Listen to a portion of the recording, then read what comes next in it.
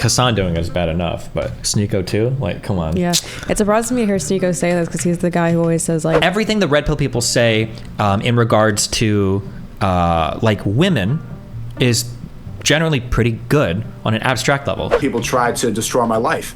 They don't exist. So, like, do you understand why this framing is so stupid? Fine. I would say it to Brittany's face too, so I really don't care. I think she fellatiated him after that whole incident. And there's not many emotionally intelligent men anymore. Yeah. I wonder if Sneako push back on this, because this is usually like a feminist talking point, and I feel like when I bring that up, I feel like red pillars get really triggered. When you go onto Fresh and Fit, like I watched that one episode you did, I think the most recent one. Mm-hmm. The entire chat, it doesn't take you seriously because... Brittany Simon exposes the dark realities behind Sneako's mind. Oh, you posted this? Okay. He did, yeah. Okay, ready? Mm-hmm. Hello, everyone. Welcome back to today's podcast. My name is Brittany Simon. In today's podcast, we are guested by Sneako. Hi, Sneako. How you doing, Brittany? It's good to be back. Good. So happy to see you. And his friend, Danya? Danya, we were on Pearl's show yesterday. Awesome. She's well-spoken, and she makes a lot of sense. She's actually has a similar worldview to you, Brittany. Yeah. But she didn't really get the chance to speak that much on the podcast because there's some loud feminists who just talk over the whole time. So I think she did it ruin it? Well, I'm excited to hear from you guys then. Go ahead, tell me. Yeah, it just gives me a headache talking to these people, but Danya is a woman who makes sense. Okay, and, I'm excited about that. How did you guys meet? We met on the show yesterday. Like literally yesterday? Yeah. Oh, okay. Well, here's to new friendships, I guess. Do you have any opinions about that? That they met yesterday? Yeah. Yeah, he did make it sound like they were a lot closer. Maybe what did he say close. in that one clip that he has like 5 girlfriends right now? I think that clip was from oh, no, wait. He couldn't have been talking about her on that show. There's no way. You guys have girlfriends providing value to you as you speak? And if so, what is the value? Are your women actually helping you build your empire? How so? Yeah, I have a couple girlfriends right now. I know it's haram, but one of them runs my Discord server, and she's on top of things. When I was getting in a lot of drama, she was there, and she was able to take care of it and make sure that it was running properly. I have one that wants to become my assistant, and I'm training her to run my accounting and do the taxes and do the paperwork. When I get tickets, I'm going to try to get her to quit her job and be my assistant. The other one, working on traveling with her, and she recently got a big payout, so I'm going to go travel with her, and she's there. She helps me find other girls as well. So, and the other one needs work, but all of them add something to my life, and all of them help. So she heard all that and then felt compelled to join the I guess so, yeah. She wanted to be girl number 4 or 5, yeah. Nice. Okay. Yes. Okay, that's exciting. Yeah. How old are you? Well, tell us how old you both are. I'm 24 and Danny's 22. 22. Okay, awesome. So I wanted to have you on the podcast, Sneako, and of course I'm happy you're here as well. I want to talk about being exceptional. It's come up a lot, and I think because of where you're at in the world, I would argue that you are quite exceptional. But I know a lot of people don't want to think that of you. And what? Is she in love with him? No, her statement is fair. So he is an exceptional person. No. No, but I'm just confused because isn't her thing like you guys had a falling out because she's hyper feminist and she felt like your takes weren't feminist enough or something? So I'm just confused why Sneako meets her benchmark. I wouldn't describe her as hyper feminist, but we'd have to dig into a whole bunch of stuff to get into all of that. Don't worry about our stuff. That has nothing to do with this. Okay, that's a totally separate thing. All right. I was more so talking about them, but yeah, continue. So I wanted to ask you, why do you think people have a hard time seeing you as exceptional? I think a lot of people have their own agenda and they have a lot of ego. I think social media has done that, and we see it like on the podcast we were on yesterday. Everybody wants to be that voice of truth and thinks that they know everything, and I don't think people are willing to put themselves in a vulnerable situation, to be completely honest. People don't like being wrong. People don't like being curious.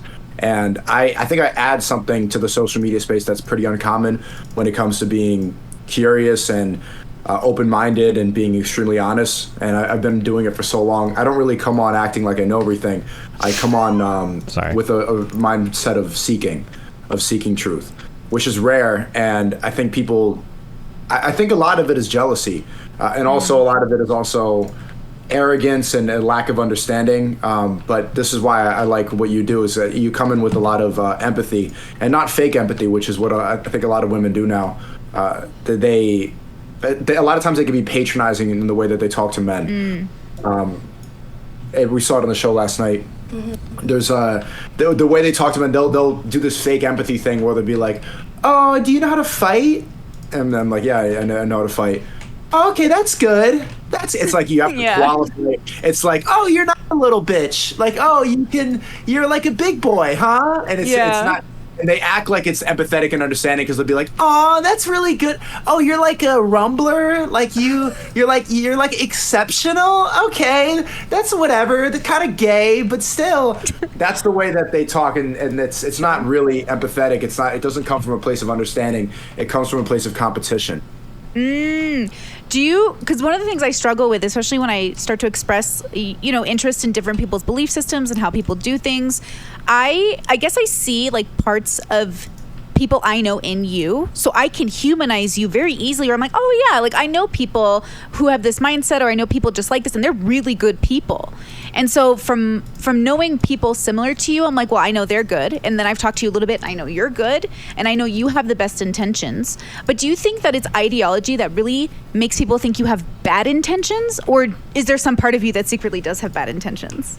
I don't have bad intentions, and it's not just ideology. And I think the reason that you understand it is because probably the people that you're talking about are they younger than you? Yeah, they can be. Yeah. Mm-hmm. Yeah. So what you are understanding is when I sound aggressive or when I sound straightforward, people will get off put by that. They're like, "Why is this guy like yelling at me? Like, calm down." Yesterday we did the show and this girl said that I was vibrating with misogyny, and I've never heard that before. He's like, "Your vibrations are misogynistic," and it's I've never heard that in my life, which I thought was extremely stupid. But I do understand it because there's people with the same ideology as me, but they come off and they explain it in a different way. And this is not. This is kind of like a political thing that I do. Something that irritates me is that I don't like it when people always respond to like the worst faith arguments that the other side puts out. So like if I wanted to fight against like feminism, like my examples are just like the craziest feminists on a show. Like why not actually find the stronger version of their argument and fight with that? That's something that people do a lot that triggers the out of me. And I think when you do that, you can always make sides look way crazier than they actually are. Like imagine if I treated like the average conservative as somebody that believes in QAnon, or the average conservative as somebody that is like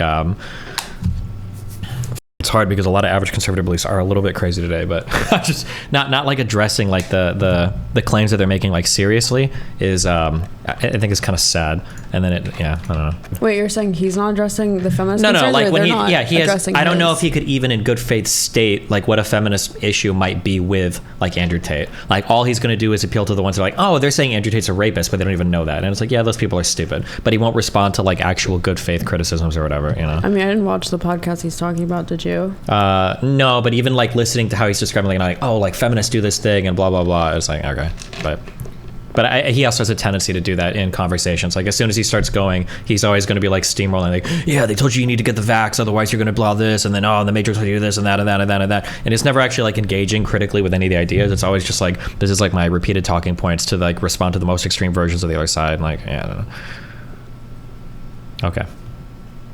I come on pretty hard-headed and aggressive and debate style and loud, which they see it as like a personal attack. People get really off put by that. I've noticed in my life that people always explain to me that the way I'm speaking is off-putting to people, but I think that you kind of see past that and you don't really consider that as aggressive as other people do, which I could probably do better at articulating myself in that way to get through to more people. I can understand why women would say that I'm vibrating with misogyny, but in some sense, I don't really feel the need to go and change up my tone of voice for these people because I think that they're already going to disagree with me regardless. The reason why I like Danya and why I like you, Brittany, is because I don't need to go and shift that up. I can just express myself properly and not have to readjust. Do you think that makes sense? I think it's more about listening to what you actually have to say rather than how you say it. Yeah. Absolutely. Honestly, I run into the same problem, and maybe you guys too in your life, but people always tell me that, Brittany, change the way you talk differently, do it different. But the idea is that I'm supposed to be authentic, right? Isn't that the goal? So why would I switch it up? Now, I want to be a good communicator, so sometimes I'm not the best, but the way I talk, and maybe it's my Middle Eastern genes over here, but like it feels aggressive to people, but I don't mean it to be. It's just, that's just who I am personality-wise. But I also am trying to reach a very specific audience. I know who my audience is, who I'm trying to talk to. So the question is like, when you make content, who are you trying to talk to? Do you know? Yeah, I know exactly who it is. So I like talking to the whole world. I want everybody. So I like having input in all. this is personal and not anything to do with this, and I won't do many of these. I'm so sorry. But I feel like one of her largest criticisms of me was that I'm not aware that I'm talking to a bubble, but that I'm trying to talk to everybody. I feel like she criticized me on that like multiple times. So it's going to be really interesting if she lets Sneako get away with the I'm talking to the whole world thing without pushing back on that. But that's like a personal thing, I guess. It's not necessarily whatever, but...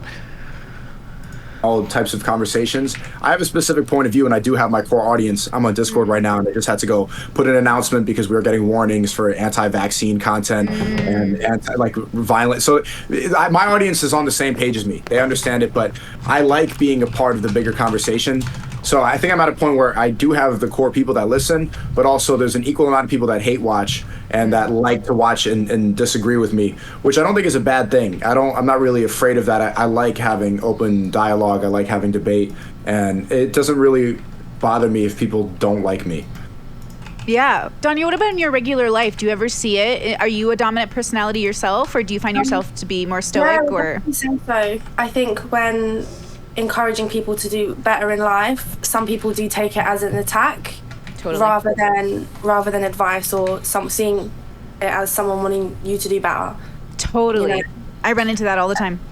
Definitely, I've been told about my tone of voice and stuff, but people just kind of need to see past that and I'm sure you've heard me say it a bunch of times, Sneako, but like I really think everyone is so different. We all live like in these different bubbles, but I think that for me, I need to be kind of have my ass kicked a little bit.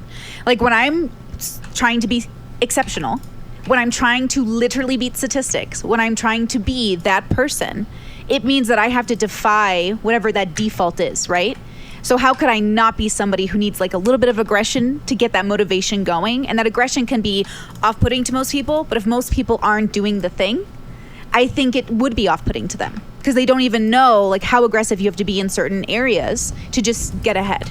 So I think there's a combination of those two things. Like even getting yourself to the gym takes discipline, and discipline is not something that I'm seeing quite frequently. Like, have you guys ever heard the saying, like, die for your values?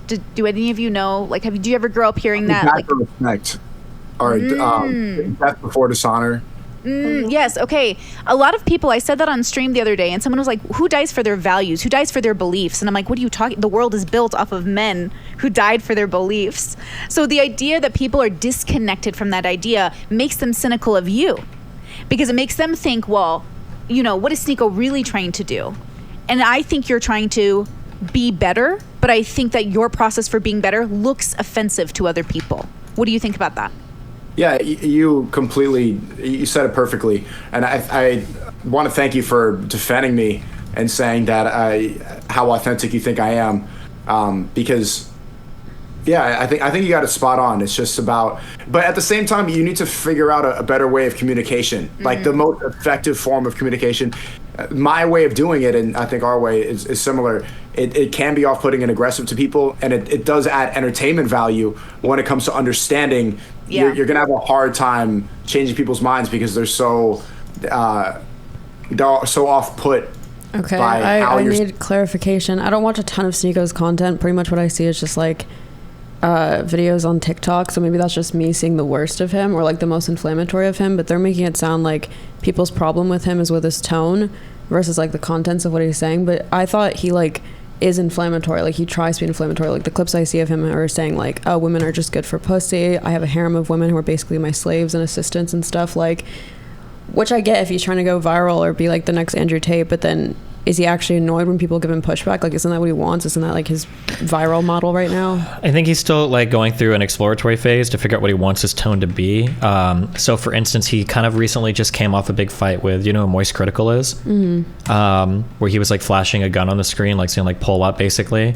And then after he had a conversation with him about that. And after that conversation, I think this was like a couple of weeks ago, after that, he was like, I think I need to be like less mean to people and more love of Jesus or some bullshit. So maybe this is like a new step forward that he's trying to do where he's not trying to be as inflammatory. Yeah, that still seems to be a thing that he's trying to sort out. So I don't know where he's at. But aren't they talking about the podcast where he says the thing about having like a harem of servants?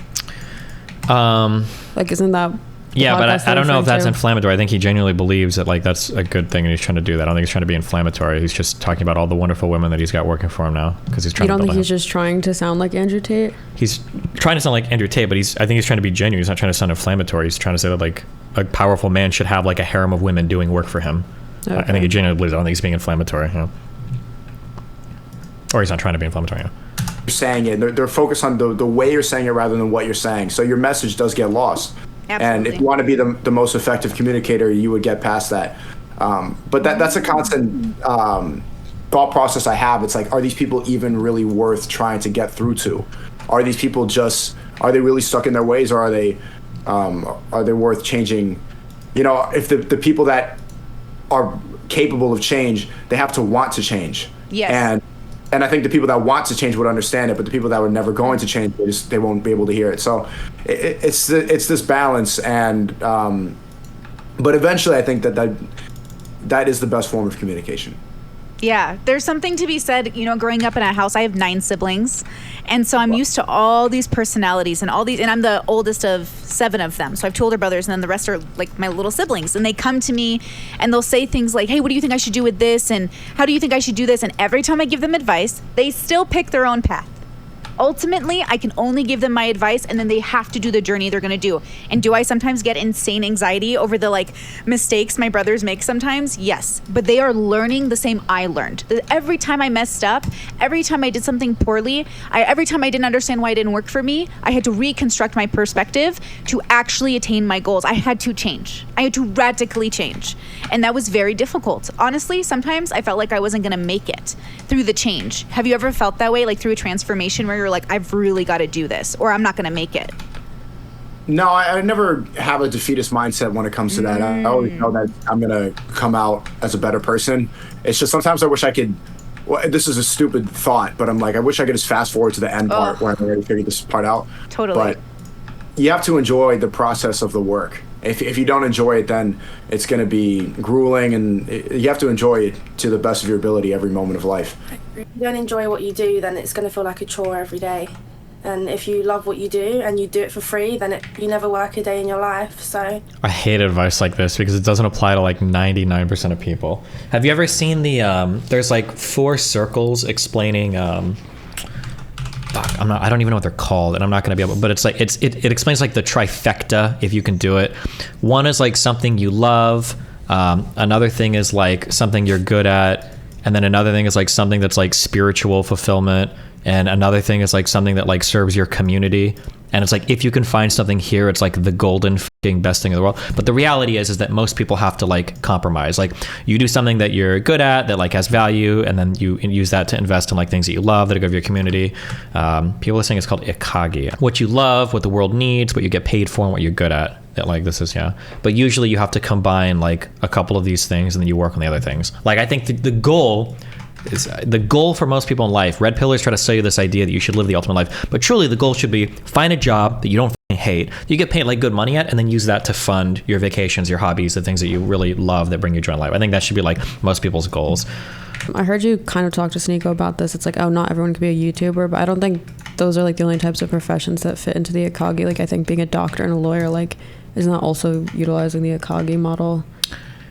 Like I would say most professions could fall into. Obviously, like if you're saying, like a garbage man or something, probably not, because you're not going to love doing that. But you kind of fit the other categories. But I would say like the average profession it's very doable to hit all those boxes, right? It can be, but they never talk about those ones, right? Like if they were saying things like, if you really want to like serve and do all this, blah, blah, blah, like you should try really hard to become like a lawyer or doctor. That's not what they're saying. They're saying you should grind, hustle, set, and find the right crypto to invest in so that you can like sail yachts and do that, right? Yeah. Like what you're saying is true. There are those like really difficult to obtain jobs that have, that are laborious, education intensive, et cetera. But these guys are never pushing for stuff like that. It's always drop shipping. YouTuber, yeah. And YouTubing, yeah. Yeah. I don't know why I keep uploading videos, but here I am. Like, and you know what? I just hit my first 6 figures, so I was pretty proud of myself. It finally happened. Congratulations. Thank you. But no, God, oh please, Sneako, please, I'm poor as hell. No, in a year. No, I just finally reached my first 6 figures, and that's a big deal for me because I was a person who like struggled with like being financially set, thinking about business, being business minded, and I feel like I'm just starting that. And you're so young, you've already succeeded way past. Like, do you ever feel intimidated by your own, like where you are so young? I never feel that way whatsoever. I just compare myself to people that are more successful. Like I listened to Central C a lot recently. I think he's in London too.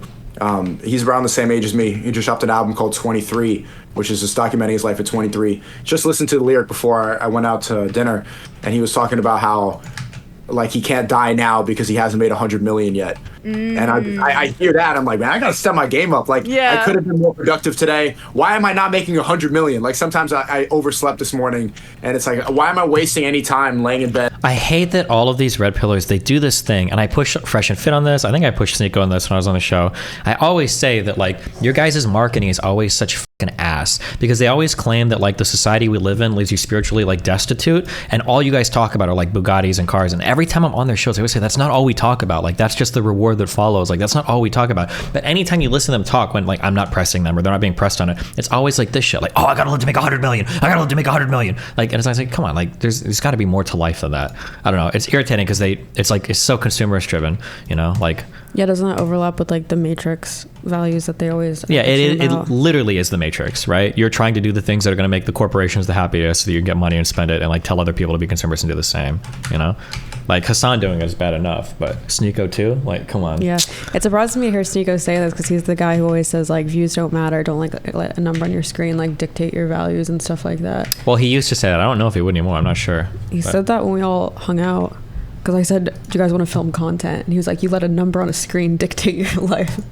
Yeah, but that's different though, because he probably thought that you were trying to just use him for content, and he didn't want to film, so he just says that instead. Yeah, he just said it. Yeah, I think so. Yeah. Except he was down to do it for 5 to 7K. True. But yeah. Because if you were the better version, okay, if you were actually Mia Khalifa, he would have done it. But since you're just Farha, he was like, fuck no, not enough viewers.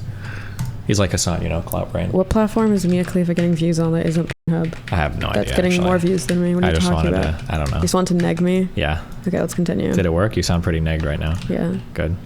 Like scrolling for a little bit when I could be making $100 million, when I could be influencing more people, when I could be making a different video that I've never made before. Like I don't ever look at the place in my life and get complacent. I just look at people who are doing better, who are more motivated, who are doing more than me. I'm like, man, why am I not in that position? Because I don't see anybody else having an unfair advantage compared to me. I see it as we're all dealt the same hand.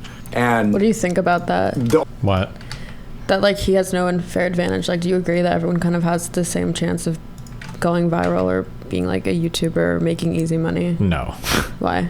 Because that we argued over this. Like, he's been making YouTube videos since he was like fucking, what, 14, 13? So clearly his chances are going to be way higher. And the fact that you even have that opportunity means that you already were blessed with so many things that you didn't do anything to deserve, right? Like there were portions of my background from 13 and onward where my family was like pretty poor. But prior to that, like we had a family home computer. And back in my day, we have it was like one computer in the family room because there weren't a ton of them. But like, so like the fact that I had that and the ability to practice and play on that, if I didn't have that growing up, I probably wouldn't have been a streamer. Or the fact that my parents could buy me a PlayStation, man, I played games, and gaming is how I got into it. And I didn't do anything to earn that. I was just a kid that happened to be born in the right place at the right time. Like lots of people have different types of advantages. It's important to recognize that, but then it's also important to not let that destroy you, right? Where you're saying that like, oh, well, because I'm a black person, because I'm a woman, because I'm poor, I can't ever do anything. But it's good to be aware of them, I think. Yeah. The only reason that I'm not at the same point as somebody else is just lack of self-discipline and a lack of a strong work ethic. I don't. Yesterday we were having this discussion, and I noticed a lot of people in my generation, they use things like racism to hold them back. Like, oh, I'm black, so I can't have this, or I'm an immigrant, so I can't be here. And this is like misogyny and all this stuff. And that type of mindset, that defeatist mindset, which is essentially what it is, that will hold you back more than any other circumstance in life. So I think that if you detach your mind from anything that's going to hold you back that you have no control of, even if racism does exist, your belief that is holding you back is stronger than the racism that's actually out there. So this is true. I think that people do get really defeatist. Like it might be true that you're like have some disadvantages or whatever, but if you start to like fixate on that shit, it's like the most self-destructive thing in the world, I think. Yeah, I follow this like Russian vlogger girl. She's super pretty. She does like lifestyle content, and she talks about how like she sells this course, and as soon as you sell a course, people are gonna get mad at you and think that like you're, I don't know, ignoring your privileges, whatever. And people were telling her like she only has a following because she's like pretty or whatever. She has pretty privilege. Not everyone could do what she does. And she was like, that's not true. Like there's millions of pretty girls who don't make you know what I mean, like 7 figures or whatever. And she was just like, the only 2 privileges that I have, you guys also have, which is Wi-Fi connection and iPhone, which basically everyone in America has at this point. So I don't feel like it's race or any of these things that necessarily hold people back. I would say like there's privileges in terms of like intellect and creativity and other things, right? So I don't know if everyone has an equal chance, because I think if you're fundamentally an uncreative person, even if you have like an iPhone and a Wi-Fi connection, I don't think you can necessarily like do what Sneako does. But I don't think the privilege is race, right, or gender when it comes to at least internet stuff. Yeah, there's definitely privileges that like influence you, but like arguably the most important privilege you can probably have right now if you're in the United States is that you were born in the United States. Yeah. Like, yeah, it's not like black people aren't slaves here right now, and like people have generally like access to like computers or infrastructure and shit. Like, yeah, you can't. Yeah. I was thinking about that yesterday in relation to my parents. I was thinking like it's crazy how different my life is from theirs just because of time and place. Like I don't think I'm any smarter or more creative than my parents, and they're cashiers and make minimum wage, or the fact that like just because I was born here, you know what I mean, and I can now have access to this whole world just because now I'm used to it, and you know what I mean, they just didn't grow up to it and they're not accustomed to it. Yeah I was born a woman, you were born a man. Those are different lives, but ultimately we're both just people on a planet trying to do our best. Yeah, and it just attaching yourself to anything that's going to make you a victim or hold you back, that's just, I think it's really important for anybody watching to remember that that's a stronger force pulling you back than any other circumstance. Even though, like, of course, there's advantage that I have as a man that you don't have as a woman. Sure. But complaining about it more, that's won't get you anywhere. It doesn't help. Yeah. It doesn't help. All it does is just hold you in your same spot. Well, it's kind of like negative looping, right? You don't want to think to yourself every day, I'm not worthy. You want to think to yourself, I'm going to either earn that worthiness by being disciplined, or I'm going to prove to myself that I'm good enough. And I think that comes from the desire to believe in yourself, which I don't think everyone is exactly at, or they're not there yet. So is a part of your work trying to get people to the point where they do believe in themselves? The point where I'm at and what I do with live streaming, I want to get people to unplug themselves from the same things that held me back before. And I see that, I describe it as just, most of it is woke ideology. Most of it is wokeness. These ideas were given to us, and these ideas were fed to us not because they care about justice. Like when you see something censored because of misinformation, the misconception that most people have is like, oh, they care about misinformation. No, they don't. They are trying to push a specific narrative to keep us all complacent and to keep us satisfied with being mediocre, while the people who are feeding us these lies, they enjoy a life that we are never going to even fathom as possible, because we're all arguing about racism and George Floyd, or whatever was in the news today, whatever celebrity drama happened, whatever climate, like whatever they tell us to be concerned about that ultimately we have no control about. People protesting the war in Ukraine, like, you are not going to stop this war. Why have you been fed this? Have you been told to care about Ukraine because you're going to stop the war, or to keep you distracted and to keep you emotionally invested into something that you have no control over, so that you feel like you're doing something while you actually have no control over this? One of the biggest irritating things I have for a lot of conspiracy theory driven people is sometimes they'll point to actual problems, but they put so much malintent behind it that probably doesn't exist. So like, for instance, people aren't feeding you celebrity news because they're trying to keep you weak and destroyed. They're doing it because people like watching celebrity news, and it's easy money to make. And like, does it leave you like weak and not paying attention to the world? Yeah, probably. But it's not like a deliberate evil process. It's just like companies giving people what they want. Yeah, I don't know. Which, I mean, you can argue that's like a bad thing, or it probably is a bad thing, but it's different than like a malicious, like top-down plan to destroy the world. I think it's annoying. The most power that we have is becoming the best versions of ourselves, is improving, is being more impactful and truthful with your voice, and having a closer connection to God. That is the strongest thing that we are all capable of. But that's harder to believe if you're distracted by all the garbage that you see in the news and on your phone. That's an easier thing to attach yourself to emotionally and mentally.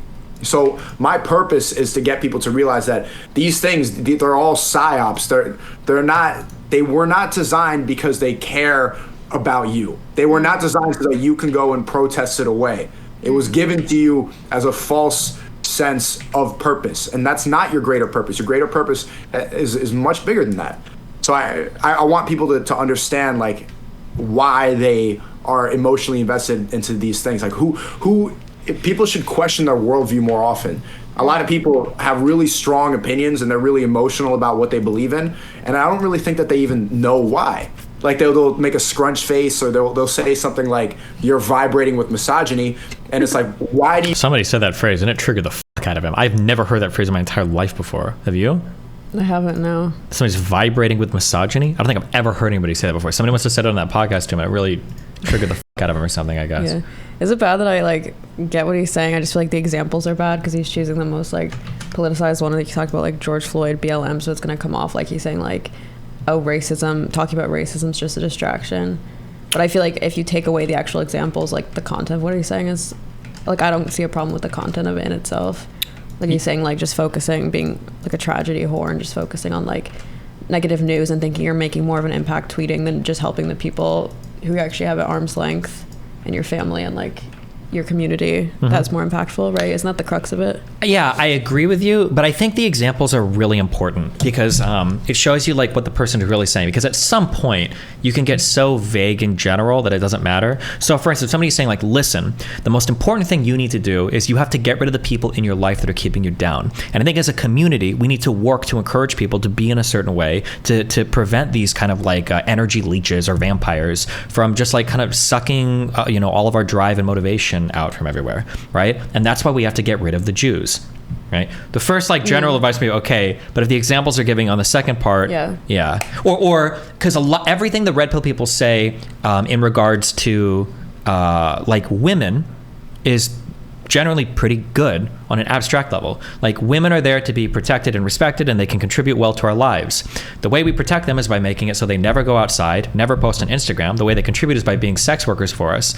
And the way they, so it's like, so I think the examples are important because when you speak in like the vague general things, it's going to sound like, oh yeah, this is like kind of cool, I could buy into this. But then as soon as they start getting the examples, like, okay, it feels like we're in really, really different areas, you know? So would you say like his diagnoses are correct, but his prescriptions aren't? Or are you saying because of the examples, it makes the diagnoses also like fundamentally incorrect? No, I think everybody, if you're human, you can understand the diagnosis. I think almost everybody can. Like, it's easy to go into the world and be like, man, a lot of people kind of have like a victim mindset. A lot of people hate each other right now.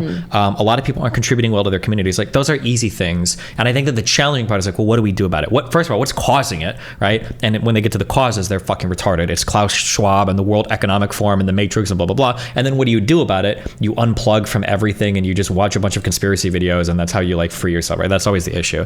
A lot of people get the diagnosis. Well, and when I say diagnosis, they can at least identify a problem. Like, people are pretty good at that. But for a lot of people, that's enough to like, oh my God, like I want to follow everything you say.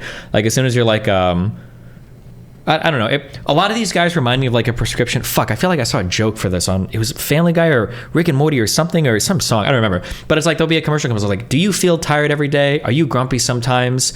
Do you ever feel like you're not achieving your maximum potential? Then here's the drug for you. And it's like, oh shit, like I've got that. Like that's me, dude. What do I need? Like, you know? Yeah. And it feels like sometimes that's, I don't know. But.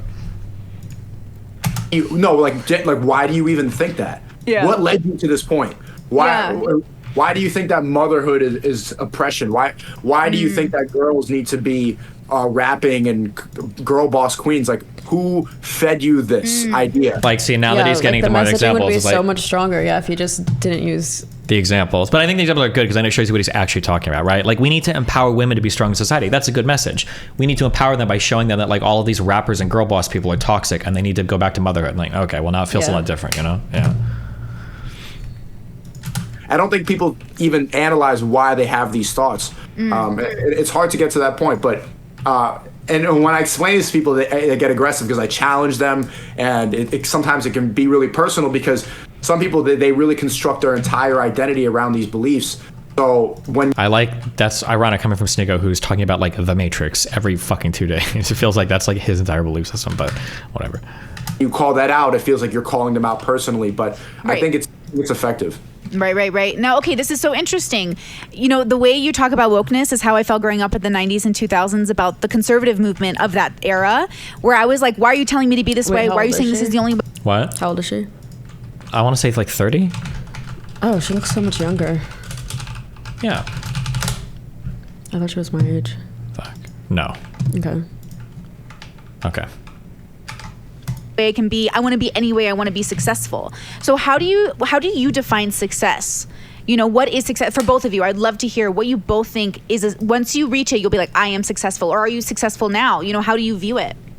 Well, I think I agree with Danya, and this is why I like her. I think success is just happiness. Success is quality of life. A lot of people have this idea that success is directly correlated to monetary value, and that's not really it. Success... Then why do you say examples? Yeah, why were all of his examples? Yeah, and the sad thing too is that I feel like if you would ask Sneako like 2 or 3 years ago, I feel like it would have been a little bit different, because he took a lot of pride in his videos, right? I've made you watch these videos. They're good videos. And I feel like he would have said before, like, oh, if I put out a video, I feel like it exemplifies the things that I believe. If I feel like it was a high like artistic merit and quality, like these are the things I care about. But now today it's like, oh man, like that guy said he wants to make $100 million before he dies. Why am I not making $100 million, right? And it's like, what, that's really your comparison? I don't know, it's just sad. But is just happy. I think the most successful person is a person who's happiest, because that's the point of life is creation, and also to live the happiest existence and live the fullest life possible. The thing I've been trying to figure out is whether like he's not necessarily spiritually bankrupt. He's just using these examples of like wanting to live on yachts and like this life of glamour to get people in the door to his ideology, or whether he's actually just like split on it, and like part of him really does want, because he's shit talking like the idea of being obsessed with celebrities and romanticizing their lives, but then he's also kind of obsessed with Andrew Tate. Yeah, or just wanting the same lifestyle of just like extravagance and stuff. But again, I don't know if he's doing that because he knows people are you know, kind of like inherently drawn to that lifestyle. So if he's on a yacht, it's going to get people to like click on him and think, oh, he's successful, let me listen to what he has to say. And then once they're in the door, but like, he says this shit. Whoops, sorry. But, so I don't know. Yeah, if he's just I don't think you can sell it that way. I think it comes off differently. Like if I say like welcome guys, here I am in my $20 million mansion. You saw my Instagram stories last week where I came off my yacht. We were sailing around in the Gulf. Anyway, I'm here to tell you today about how the simple things in life are the most important. Yeah. And it's like, it doesn't really hit that the same way. Like, it doesn't really feel like very believable, you know? Yeah. So if his constant life is exemplifying all of the like, here's a photo of me next to Donald Trump, here's a photo of me on a yacht in Dubai, here's a photo of a beautiful scenery, blah, blah, blah. Like, none of it is like simple, like cool shit that makes you appreciate like the nicer things in life. It's all like hyper materialistic, hyper consumeristic, I think. Yeah, it is. It's also, but I guess his point as well is also that like, he's transcended like the quote unquote matrix. He's not in the rat race anymore. But I guess he needs to do a better way of showing that, other than just the fact that he's on a yacht. Like he should show it by just the fact that he's like living the life he wants to live that doesn't involve working a 9 to 5. But that doesn't necessarily, I don't know how else you'd visualize that though to people. I don't know. Well, I mean, like showing you, I guess, having fun in life, like doing relatively simple, chill things would be cool. Yeah. Like, why not like videos of him like playing basketball with friends, That's or true. videos of like just shit like that, or videos of him like on a countryside, I guess, like maybe going hiking or something. Like it's never stuff like that. It's like on the $100 million super yacht and shit, you know? Yeah. I think a lot of people have this mindset that if they make more money, then they'll be happy or they'll be successful, but happiness isn't something you can really chase. It's something that you find within yourself. And I think it takes a long time for a lot of people to realize that, because there's millionaires, billionaires, and they have all the money in the world. They can buy whatever they want and they're not happy. Right. And when I compare myself to the person making 100 or wanting to make Okay, now I realize he's gonna go back and say it, and now he's gonna say, when I compare myself to that person making $100 million, I don't mean that I need to get that kind of money. I just mean I need the same type of drive that was making them create that content. That's where he's going with this now. 100 million. It's not because I really want that much money. You don't need that much money. It's the pursuit. I think that's the masculine imperative, is to constantly pursue towards more and towards conquering and towards achieving as much as possible. I think that pursuit of that makes you the happiest. And so but that's not true. Is inherently valuable even if the object you pursue isn't valuable. Exactly. There are pursuit of like moral virtue would probably lead to what he's talking about. Pursuit of community driven activities, pursuit of having and caring for a family, maybe.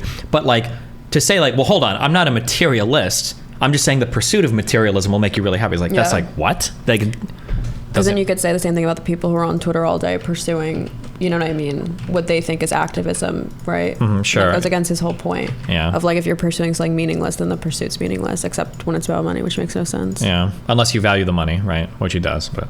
Well, he's saying he doesn't, right? Well, yeah, he's saying he doesn't, but he does, obviously. That's why the pursuit is important to him. Do you think he actually does? When you ask me if he actually does, that's a really hard question. Like you were talking about how his older videos, he cared more about the like integrity of them versus the views and engagement. Do you still think like that's in there somewhere? Maybe. I think that Sneako if I had to guess, I think that Sneako is is very impressionable. And there are certain people that he looks up to, and there are communities that look up to those people, and he wants to be accepted by those communities. So right now, the person that he's like, that is imprinted on him hard is Andrew Tate. And that's what he's trying to model all of his stuff after. So insofar as he feels like he's chasing and accomplishing that, he probably feels okay. Maybe there might be some deep part inside of him that's like, a lot of this feels a little bit silly and hollow and meaningless. I don't know if that part's in there anymore, but yeah, that'd be my guess. But it's weird because like from his old content, or at least what you've shown me, it feels like he's very comfortable going against the grain and like going against convention. So why do you think he did like drink Tate's Kool-Aid and like that whole red pill stuff? Do you think it's just because he was deplatformed, or wasn't he?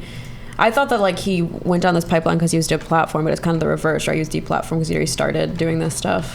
I don't know enough about his older I don't know enough about his older stuff to know what was the turning point. Like, I think I talked to him just as he was on his huge come up on his second channel, and it was because we were arguing over red pill shit, but I don't know what got him into red pill shit. I don't know what happened. Yeah, I have no idea. It's just weird because he felt so comfortable criticizing like toxic culture, in the sense of like he was like, oh, don't listen to these like hip hop artists, don't listen to these things, you know what I mean? So or there's like old videos where we're watching where he's like criticizing the exact type of person he's become.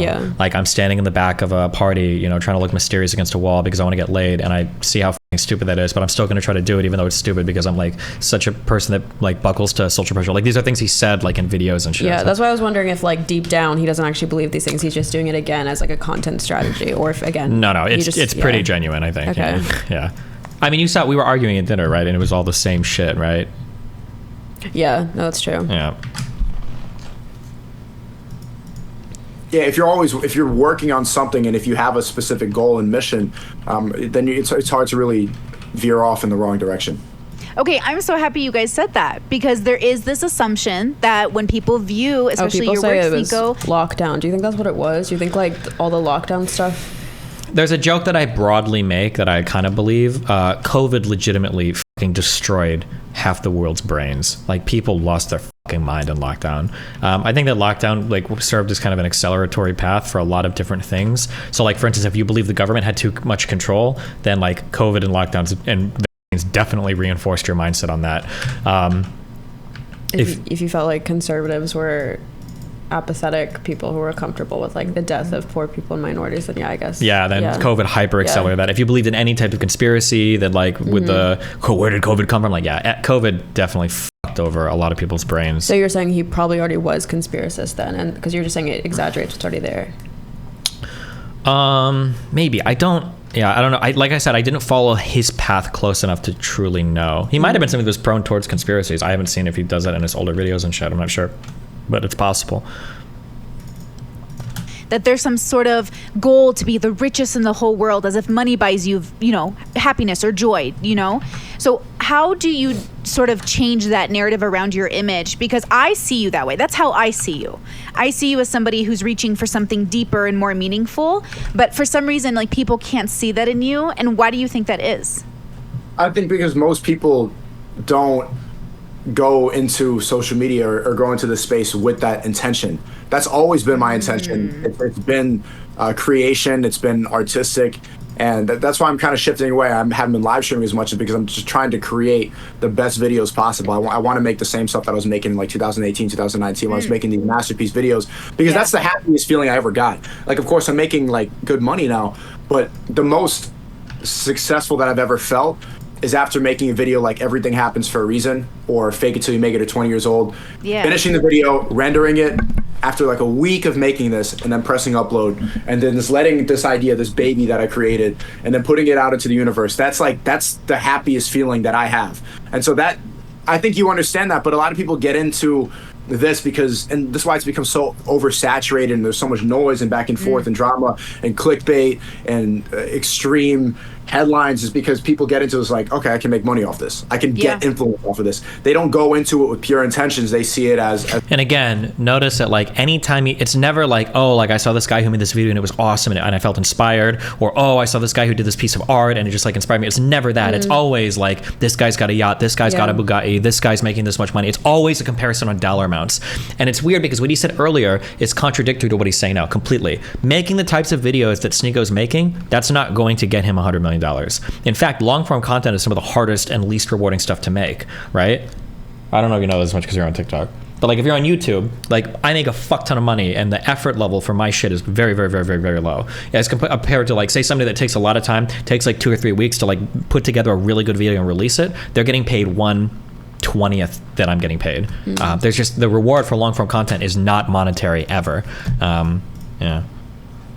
As a business, I saw it as a way, and I started YouTube like when it was in the golden age. I started like, I see this as a place of self-expression. I don't view it. I had to like retrain my mind to view it as a business because when I was living in Harlem and I was making around like $2,000 a month, and I was just like feeding myself and paying for my rent based off the YouTube videos. That was like the coolest thing of all time for me. The fact that I can create what I want to create and then pay this. I didn't care about the rest. I had to go and talk to more business-minded people, and they were showing me how much they were making with less subscribers, and I had to retrain my mind to be like, okay, money can get you to. I saw. I think I sent this to you. Like I saw on TikTok. It was like a clip from his Rumble where he was saying like, true red pill isn't just like arguing with feminists and women all day on social media. It's like going to the gym, trying to better yourself, focusing on these things, and that like really surprised me. And I wondered if that's like the bulk of his Rumble content, but then because he then sometimes does the inflammatory things, like all gets drowned out. Is that like, have you seen his content? Wait, say that one more time. What do you mean by that? Like it was him sitting on the floor telling his audience like the true red pill is like don't waste your time all day just like in comment wars. Oh yeah, this so, sounds that like felt consistent with what he was saying right here, like how it was politicized though, and he's like don't waste your time talking about George Floyd and we can like roll our eyes and be like okay you just hate leftists, but then that felt like he was actually holding his own audience accountable. He's like okay same thing, don't waste your time like arguing with feminists all day about like body count and all this bullshit like red pill shit. It's like the real red pill is to like I guess transcend above the matrix, get better, like bettering yourself. But then when he does these more mainstream appearances he only fixates on the leftist stuff, which makes me think he's just doing it again to get people in the door. It's like even Ben Shapiro says the way to, someone asked him like how do I get more people to become conservative, and he said start with like visceral issues like gay and trans, because a lot of more centrist people who haven't made up their mind yet about where they fall politically will have a visceral reaction to those issues, and then from there you can kind of rope them into your politics. So that's why I'm like very confused by it, because I'm wondering is he actually consistent, but then again is this just like a marketing tool to be more anti-left and like anti-female rapper and stuff like that? I mean, all of that anti stuff I think just plays into like the broadest sense of like the red pill ideology, basically.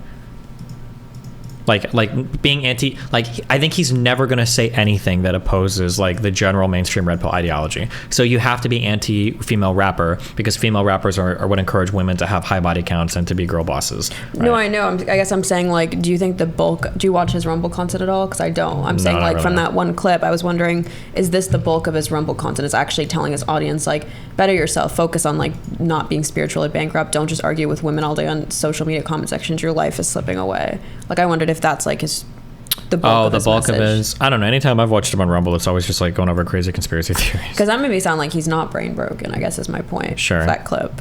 Yeah. But yeah. I don't know. That's all I've seen him on his Rumble stuff, but who knows. Literally, anytime I check out Sneako's stream, he's just saying W, X thing, L, Y thing, reading donuts that agree with him and saying, yeah, this guy gets it. And reading donuts that disagree with him and saying, this guy's a virgin, stuck in the matrix, ignore that. Okay, I don't know. A different place that you hadn't seen before. You recognize that, but I think it's because people don't really go into it with pure intentions, and it's hard to, because you'll get shot down so much. There's so much negative feedback, there's so many negative comments, there's so many people that will try to bring you down, that like to go into it with pure intentions is almost stupid.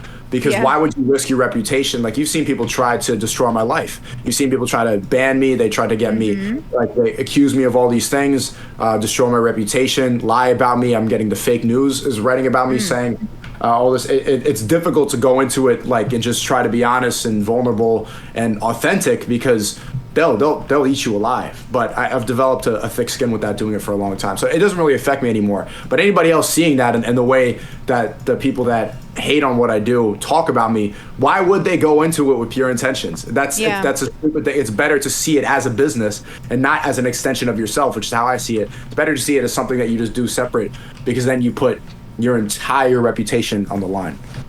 Now I didn't ask you, what do you do for a living? So I can, are you allowed to say it out loud?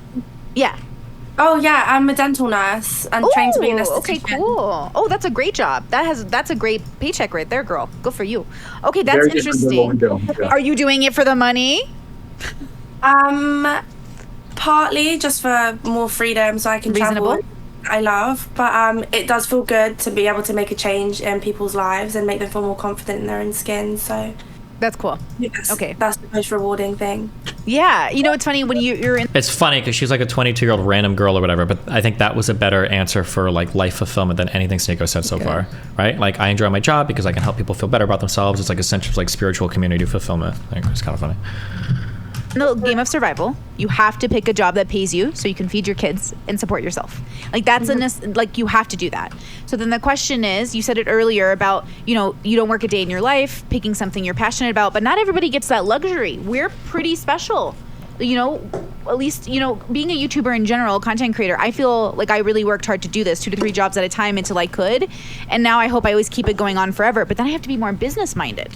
To keep this going, I do have to think about business to some extent because the way I talk pushes a lot of people away. And so I have to think to myself, okay, that's not the message I meant to send, but that's what they heard. So what do I do? Do I act differently? Do I just change my words? Like I have to ask myself those questions. Now, what do you guys do when you're having this moment where you have to decide which version of yourself do you show the public? I guess more in Sneako's case here. So what is that like? What is that conversation you're having with yourself? Because for me, it's always back and forth. Do I talk differently? Maybe I can say it this way. I'm thinking about not cussing in my videos so I can get that bag from AdSense. I'm like, should I do this? Like, I do cuss. Should I pretend I don't cuss? You know what I mean?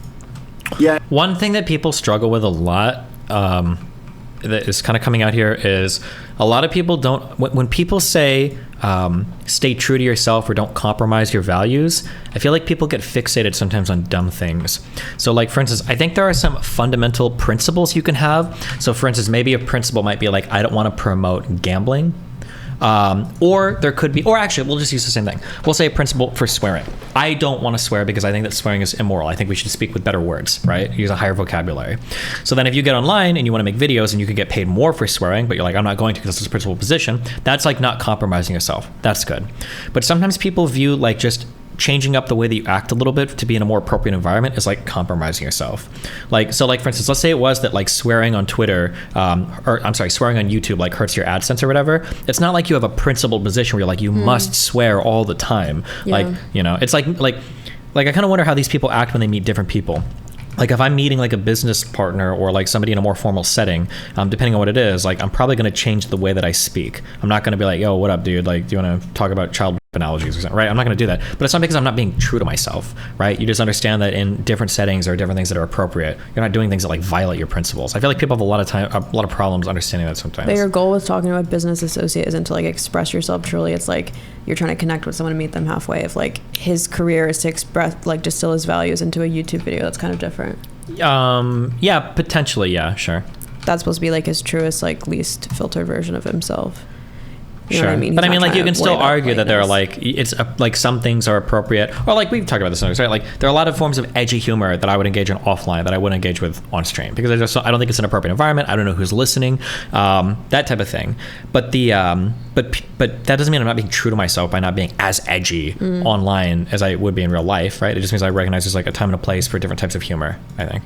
I guess it's different if that's coming from an internal place where you're like, oh, I don't want to offend people because it'll adulterate my message, versus if he feels like he's, you know what I mean, compromising his message by not being as hardcore as possible at all points of his life. Maybe, I don't know. It's hard to be authentic in that way. Rumble gives you a lot of freedom where I can, when I'm live streaming on Rumble, I don't care. Like, when I'm just talking to my chat. When it's just me in the chat, then I could be myself. And that's actually, I find myself even be more authentic than in most conversations because it's free flowing, it's entertainment. People are just there to hear me talk. So it doesn't feel like back and forth.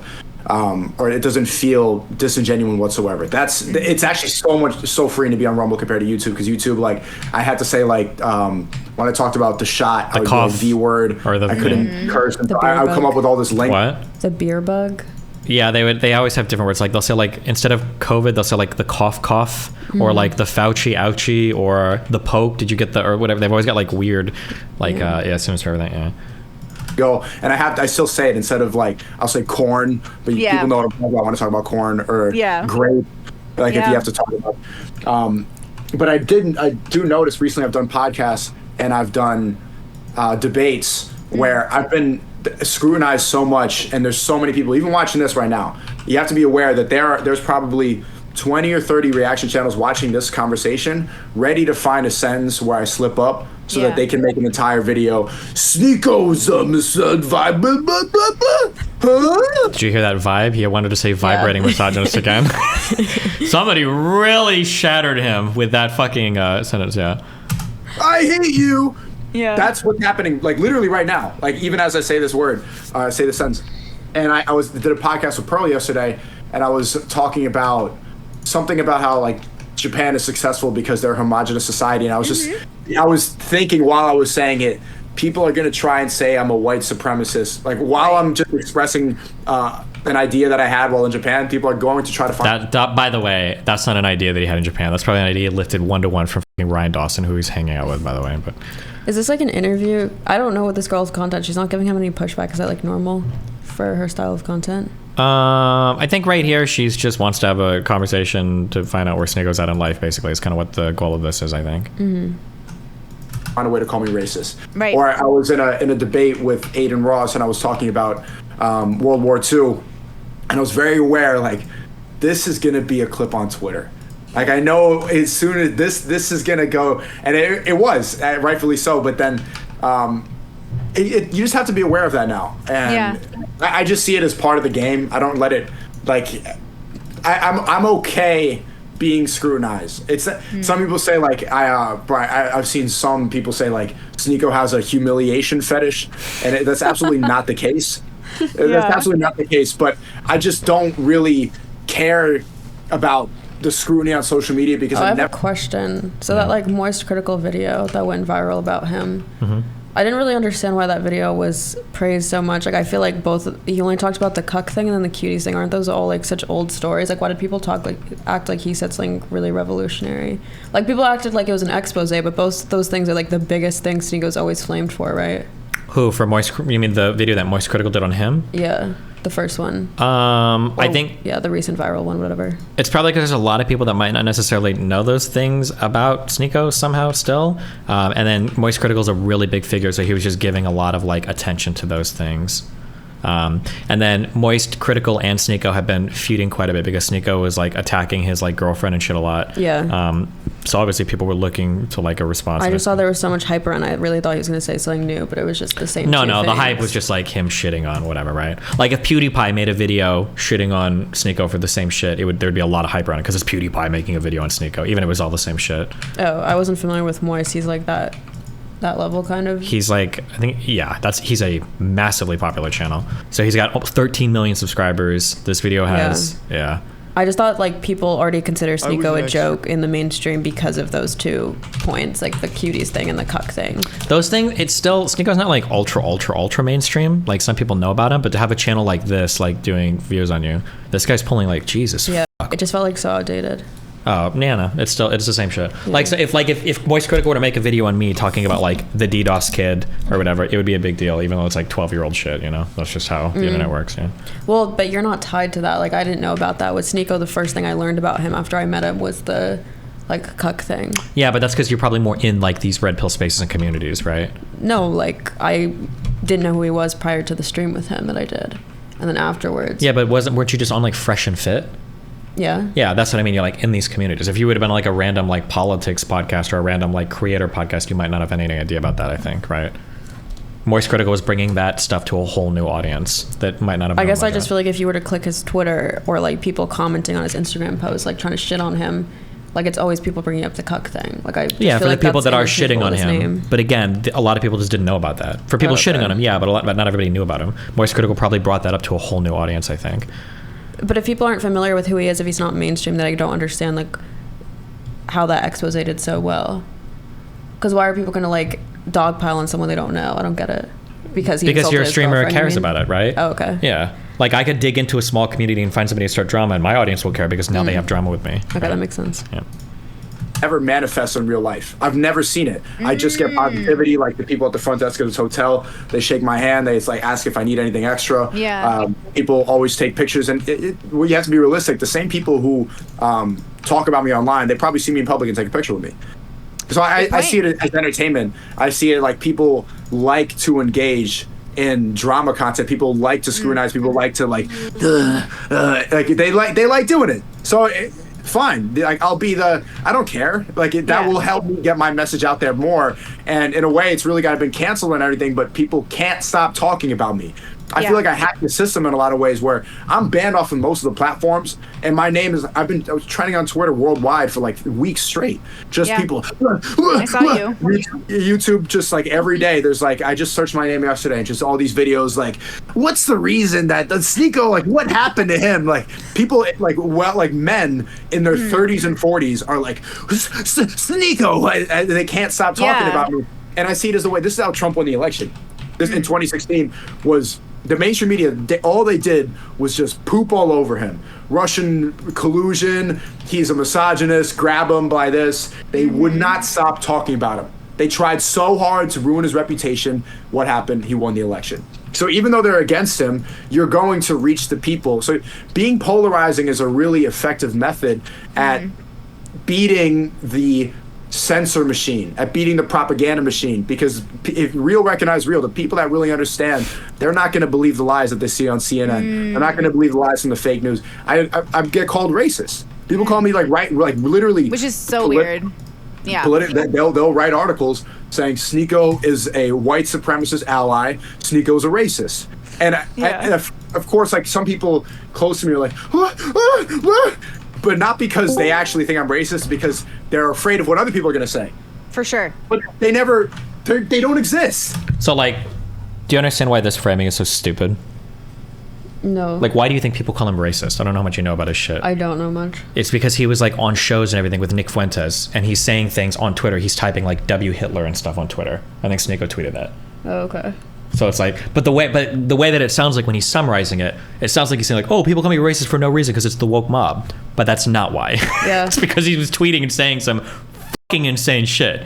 I don't know if this is accurate to his timeline, but I feel like sometimes I've noticed with these like alt-right people is like, it's kind of like that Elon Musk like drawing he drew where it's like 10 years ago he'd be considered moderate, but because the things have shifted, now he's considered whatever. So maybe Sneako was saying something that just wasn't like ultra woke, and then people were calling him racist, and then maybe he now like shifted down the pipeline, and now he's at the point where he's saying like W Hitler, which isn't justified, but I'm wondering if like people were calling him, if he's more so referring to people calling him racist before.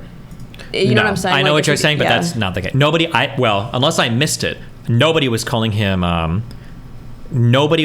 racist before the like W Hitler shit. Yeah, so what was he deplatformed for again? Like off these platforms? Off all of them? Because he made some fucking wild video where there was some YouTube feminist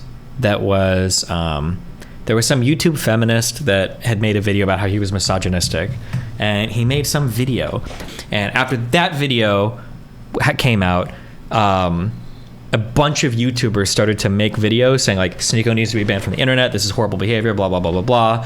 And then after that happened, I think he got technically banned for, it was election misinformation or vaccine misinformation or something, but I think that video kind of put him on a lot of people's radars, and then a lot of people like started making videos like trying to get him banned and shit. But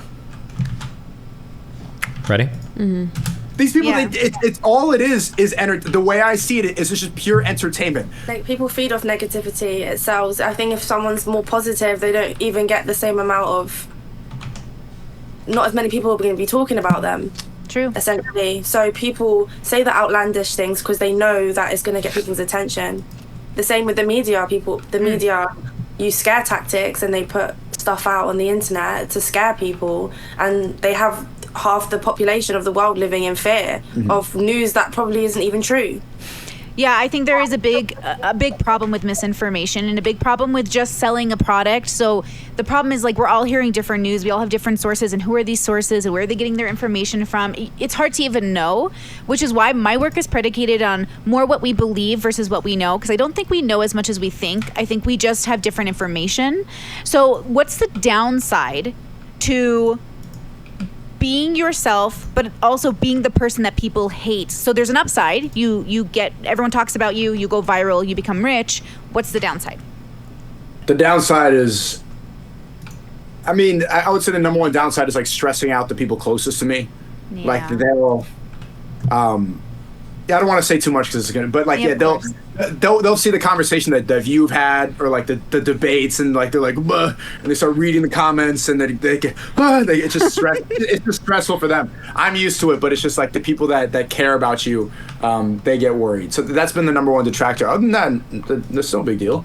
You'll get slandered a little bit. People will lie about you, and people will see you as a brand risk. Like there's some business opportunities that I've missed out on, definitely because people think like don't associate with him, and it's not because they actually think I'm a racist. It's because there's articles calling me racist, and they don't want their brand to, they don't want to associate with that.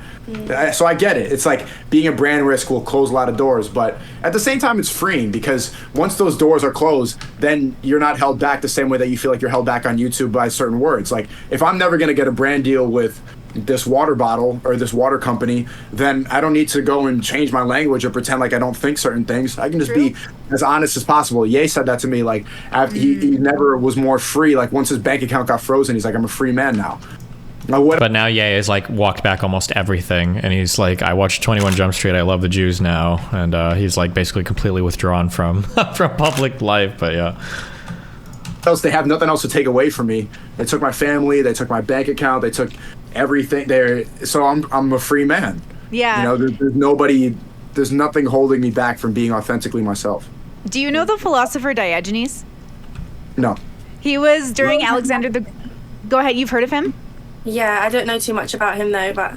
There's this funny story about Diogenes during Alexander the Great's like moment in time. Diogenes was this philosopher. He had given up all his material possessions, and this is an alleged story, of course, right? Like this is what we've been told throughout history. But he's laying on the grass. He's given up everything, guys, just everything. He has one single bowl. But then he sees a child using the cupping of his hands to feed himself, and he's like, well, why do I even have this bowl? So he gets rid of the bowl. And as he's laying on the grass and the sun is shining in front of him, Alexander the Great comes to him and says, what can I do for you? Tell me, I'm a war hero, I have everything, what can I give you? And Diogenes says, move, you're blocking the sun. There's nothing you need except your joy, your happiness, your fulfillment and meaning and purpose in life. And that's not gonna look the same for all of us, right? So for Diogenes, it was to know that he's the freest he is when he has nothing holding him down. For the rest of us, we need to eat and have shelter and go to London, so we do need some money. So realistically, when you're sending out this message that people are hearing, and they look at you and think, I'm never going to be Sneako though. I'm not going to risk my family being, anxiety filled. I'm not going to risk my reputation. I'm not going to risk this and that. What message would you send to them if they're not willing to take those big risks? What risks could they take? What message could you send to them to give them hope that they could find their own path without becoming one of the most talked about negatively people on the internet? The reality is most people are not really even in a world where they feel like they need to go and challenge the status quo like that, or engage in those conversations. I think that's a very specific type of person that wants to put themselves out there like that. So people can find themselves in different ways. We're similar in that this is the way that we find ourselves, like being able to have open dialogue and talk online. But most people, they'll find it in their own personal lives. So for those people, it's like, I don't really think that that's a challenge for them to go and risk that. People, ignorance is bliss is true. People like to a lot of people like to live in the comfortable lives that they're fed. They don't want to challenge their worldview. They don't want to think that they've been fed a lot of lies. They don't like to think that the government doesn't actually care about them, or the powers that be have a different agenda. And that's okay. If they will live, a lot of times they'll even be aware of that, but they'll push it out of their heads just so that they can just like. That a lot of people don't want to be like he's saying people are like blissfully ignorant, and that's why they're not challenging the status quo or whatever. I mean, like to some extent, like nobody really has the time to like critique all of society at all points in time. He's not saying time, he's saying that it's a scary thought kind of, and it's more comfortable to just accept it. Right. Yeah, but I mean, like the type of thing that he's talking about, like it's a little bit of it is a function of comfort, but a lot of it is just a matter of like not everybody has the time to sit down and like think through like every crazy aspect of the world. I don't know if it's so much like that people are necessarily just like scared, but that it's a lot of deliberate work to come out and think really hard about like the nature of the world and everything, like where misinformation and why the media does or whatever. That just, it's a lot of time. Most people are just like trying to work their job, do their shit, like, you know, party on Fridays, and like that's it. Like that's what most people want to do. But isn't his logic is it's like an investment into more time in the future? Because if you question yourself of like, okay, why am I working this dead end job if my goals are maybe, okay, I just want to get this house to impress someone else, or I want to get this car to impress someone else, and then you change your values, then maybe you readjust accordingly, and then you get more time. Like, yeah, I mean, that's true. Like there is like more, I think there's more reward there if you're willing to do it. It's just something that I don't think most people are like really you make it sound like it'd be a waste of time, and I guess no, it absolutely wouldn't be a waste of time. He'd see it as like an investment. Yeah, I would see it as an investment. It's definitely not a waste of time. investment. Like you think the average person who's like a cashier, if they just sat down and thought about, why am I doing the things I'm doing, it'd be a good use of their time and they'd get more rewards from that. If they truly approached it that way, yeah. It's just difficult because a lot of people just don't think of life that way, or haven't had like any even practice doing it, right? You just kind of like inherit things from people around you and you just go through life like that. But you think their life would actually materially change, like a cashier who just sits and thinks about like the things they've never thought about? You think that would actually help them? I think if you can find like more purpose in life, I think that would help you in a lot of different ways. Yeah, for sure. Because like even when I was working like really dog shit jobs, like things like music made me like really happy. That was something that was super fun for me. And even in points in my life where I was like very financially, like I was never at a point where it's like, God, I feel like worthless and purposeless and blah, blah, blah. Like there were still things that made me happy. Like finances sucked and maybe I was going to lose my house or whatever. But like there's still like, I can still have fun on a day-to-day basis and still be happy. Yeah. I guess to him that wouldn't fulfill it because he's not advocating like, okay, suck it up, do the job, and then afterwards do the hobby that fulfills you, like the music. He's saying that like you need to make it so that it all overlaps, like the economy thing, right? Yeah, kind of. Or just all of his career advice is always just on like some weird online celebrity shit. Yeah, I don't know. What's up, buddy? You done watching Brittany suck off Sneako? I'm watching this in a very neutral manner. Okay, so I don't know what you mean by that. This has been an exemplary interview so far. I just didn't realize that fellatio was allowed on Rumble. Okay, these are Abba's words, not mine, to be clear. Fine, I would say it to Brittany's face too, so I really don't care. I think she fellatioed him after that whole incident, and now she's engaging in Muslim jihad right in front of her eyes. Okay, well, but you guys can go back to watching fellatio. Abba's words, not mine. Okay. All right, peace. Bye. Since you work a normal people job, girlfriend, you got to tell us. What is it like being a normal person with a normal job, normal goals, but yet here you are with Sneako. Here you are on my podcast. So tell us. Norman. I don't know. It's very different, I would say. Yeah, I do see a lot of people every day, just average, normal, everyday people, and people that work normal jobs, and they just believe everything that's given to them, and they just take it for what it is, and they just get on with it. I mean, some people are comfortable like that. I mean, ignorance is bliss, I guess. It is. It totally is. Now, okay, see, this is what my work is about. But here's where I feel like I've come through with radical acceptance, that I don't think my job in life is to change people. It's to give people the option to change. Like I'm saying, live your life, go to your 9 to 5, come home. That's great. That's beautiful. Have a family, do your thing. But if you find yourself asking, why aren't I joyful? Why aren't I happy? Why can't I feel that satisfaction, that meaning in life? Maybe I could find the answer, I don't know, on YouTube. Maybe I could find it in a book. And that's what I'm trying to do. I'm just trying to send a little beacon to people that are trying to do something a little more unorthodox. My life is not normal, but I feel normal every day. And that's something that I struggle with. So what like, do you have a relationship with that? Because you must feel normal, right? You must feel like a normal person.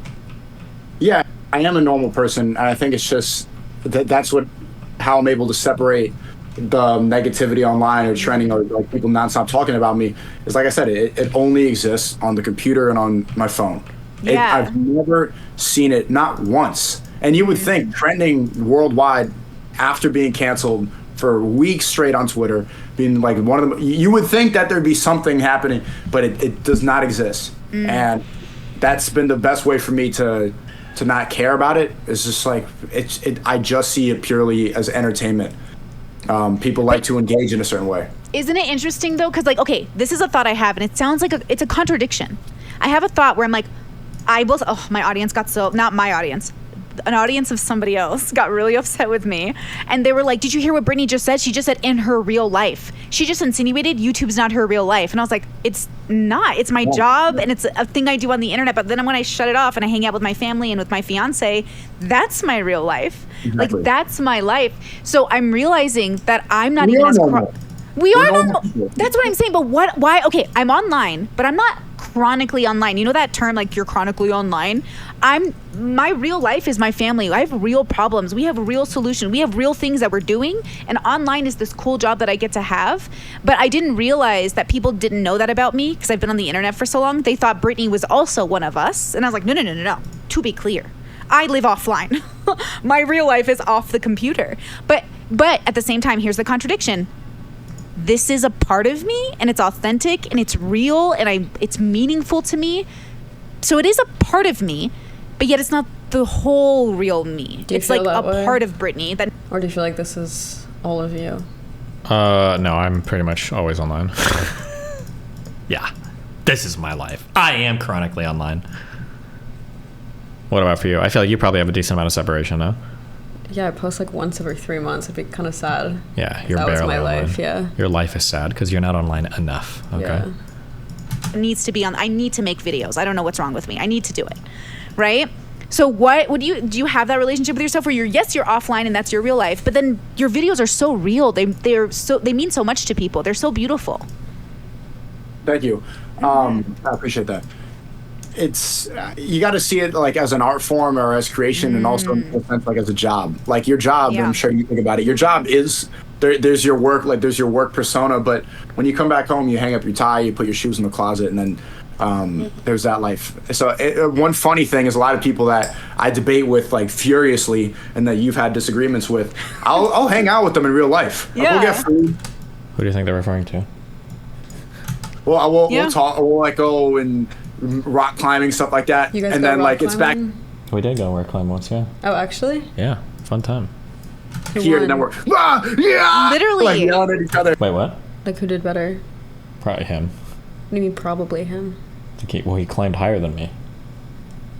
Like quicker or also higher? Just higher. I only did one of the walls. He did a taller wall. Do you have acrophobia? No? Why didn't you do the taller one too? I don't know. I just didn't.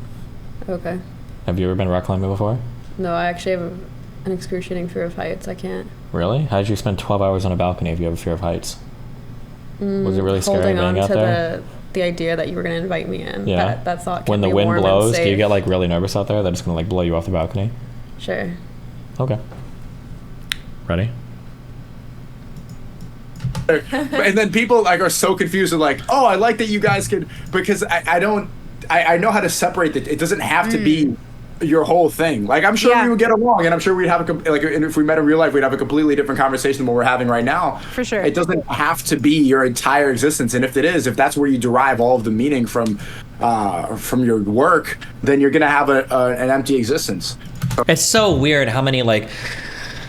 One thing I don't like about people that haven't spent a lot of time thinking about like first principles, like where their lives come from, is there's so many things that if you take so many statements, they're just all so contradictory. Like earlier in here, I felt like I was getting the impression that like if you could find something that you truly love, that's like your work and your life and all this together, that's like the best job in the world. But now they're saying that like, oh, well, if your job is your life, you're a fucking loser. Well, like which one is it? Well, they're saying if the job isn't congruent with those goals and that being your life, then you're a loser. I guess, but like now it sounds like they're saying like, oh, like it's important to like hang your hat up and be done with your job at the end of the day. But I felt like it earlier in this conversation, if you would have asked, do you think it would be really cool if you could find a job that you could like live and do it like everyone in your life and you love it and it's fulfilling all that? They'd probably like, yeah, that'd be awesome. So it just feels like there's like a lot of these things are just kind of like empty platitudes that I hear people say a lot, like, oh, don't take your work home with you, like that. It's true, but it's like a platitude, right? You kind of have to think about it, otherwise you're just like saying things. Or like find it, do what you love and you won't work a day in your life. Okay, well then shouldn't you do that always? Like a lot of these platitudes are contradictory if you've never thought about it before. I guess he's not talking about the work itself, but like he was saying, for instance, like he doesn't try to bring the hate from work home, so he's not bringing home like the feedback or the customers necessarily. He's still like living by the values of his work, even when he hangs his hat up, just not like, you know what I mean? Yeah, if you're being really, really, really charitable, maybe you get there, but I don't have that charity right now, so. But. So this is why I'm putting a strong effort in traveling the world and meeting different people and training every day and just having a life that is really separate from this, because I see the effect that it has when everybody that constantly talks about me or tries to bring me down or accuses me of all this stuff, they're just in their room. Like they are the chronically online people, and I think that that's a really important point for the people watching to see. It's like, how much of that do they actually hate me, or how much of that is because they exist chronically online and they attach so much of their self-worth from that? Everybody who hates me so much, that they have a lot of things in common, where they're a talking head in the same room all day. A lot of them are much older than me, and they just sit there, and you never see them anywhere else. I think it's important, and I think it's effective too, we're in London. I met Danya yesterday. I like to meet new people. I'm about to go to Bucharest and meet a lot of people. I'm going to Romania this weekend. To write off hate, it's just like, my haters just live in their parents' basement? Or do you think it's valid to not like take that stuff seriously? I think it depends on the type of hate. What he's saying is true to some extent. Like, if you go to like kiwi farms, those are not healthy people. Nobody comes home from like a normal job where they have like friends and family. Kiwi Farms? It's a site that's dedicated to archiving everything about a person's existence and incessantly posting about them and obsessing over every single little thing, right? Like people that go home and do shit like that are probably not well-adjusted people. They're probably people that are like obsessed. But if you're like a random person that's like dropping like a hater comment on like YouTube, you could be happy. You could be not. Doesn't matter, right? It just depends on what kind of person we're talking about, you know? Mm-hmm. Cool. And going to go to South America and just continue seeing the world, and I'll continue making my content, but it's important for people to I think it's important for the next generation of young men to understand that if you make money online and if you have a business online, you don't need to just game and watch porn and like have just YouTube be your whole, or like TikTok. That doesn't have to be your life. Right. It's an extension. Like that's a form of communication. But it doesn't have to be your whole, it can be a self-expression, but that doesn't have to be your whole existence. In fact, it shouldn't. It's better if you're not, it's better if you have experiences to tell, stories to tell, and things to share from your experiences around the world. And I think there's going to be a lot of people that are starting to wake up. And the reality is, it's harder to wake up women. Women are. I was about to say that all sounds like good advice. Almost. I was really like, oh, I like that all. Than men. You think so? Yeah, 100%. I mean, this is why I think humans are programmable. I think it's just humans. Do you think it's gender? They are, but men are more capable of waking up, are more susceptible to criticism. Like when women hear criticism, and we were just talking about this, like she has one of her best friends is stuck in her ways and she's around bad people, and Danya will try to tell her, like, you need to get away from these people, or like, come on, this is how women are. Like when women tell each other accomplishments, the first thing they do is compare. Like, what did you say?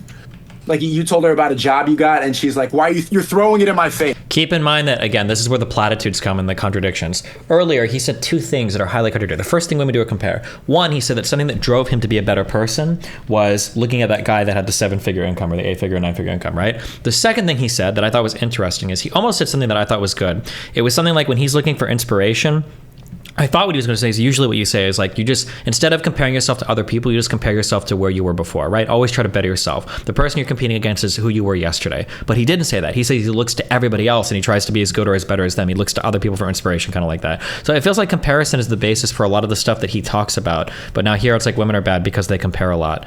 But the comparison, I don't know, maybe I'm giving him way too much credibility because I don't know much about him. I feel like the way he's comparing it is by saying like he's comparing himself to the guy who makes the 9-figure income, but he's comparing to him not because the guy said I'm making 9 figures, but it's because he wants to make more than he previously was, right? So it's still. But then you don't need the other person as a point of comparison, no? Can't you just say like, I was doing this last year, I want to be doing this year? He's saying he's comparing himself to the guy who compares himself to himself, right? So isn't that still consistent? No, I don't think so.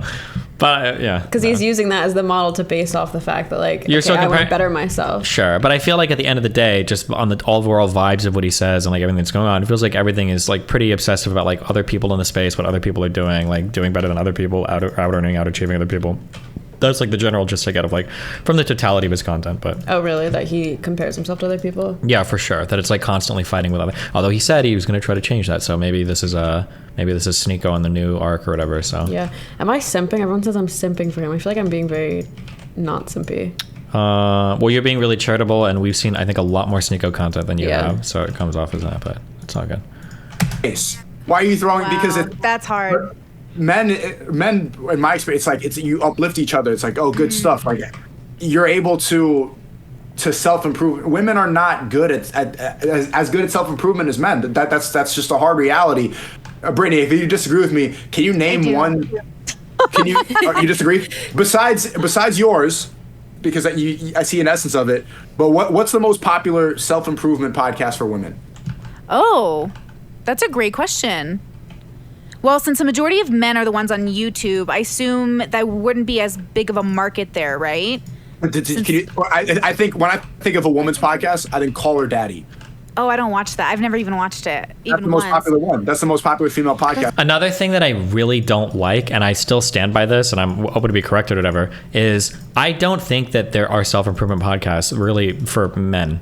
I don't consider red pill stuff to be self-improvement. Like, I would consider like people like Jeff Nippard or people like Athlete X, even people that give like actual workout advice. You can call this like self-improvement, but just telling somebody like you need to work out, you need to make more money, you need to up your game, that's not self-improvement. I think that's just like, it's like a form of like weird like self-idolization masturbation. Like, that's not like self-improvement. I don't consider that self-improvement. I don't think like the fresh and fit stuff self-improvement. I would say like some Ben Shapiro content is like, especially more so now I think he's actually getting into more conservative values, not just like the anti-woke stuff. And I would say like Jordan Peterson, again, when he's not just fixating on like sure, but those positivity. Aren't, I wouldn't consider either of those guys no, not that I'm saying like I agree with what he's saying. Like, I felt this way a lot. I think I was telling you this the other day, that I get frustrated because I feel like there's not a lot of good female models for like things I want to do, and so that's why I get frustrated, because I'll like hear someone kind of hint at something that I feel, but then it'll immediately be followed by like, but women are like subhuman, so they don't have these exact desires and frustrations, and I can get kind of frustrated. Sure. So I would agree with him. Like, I wish,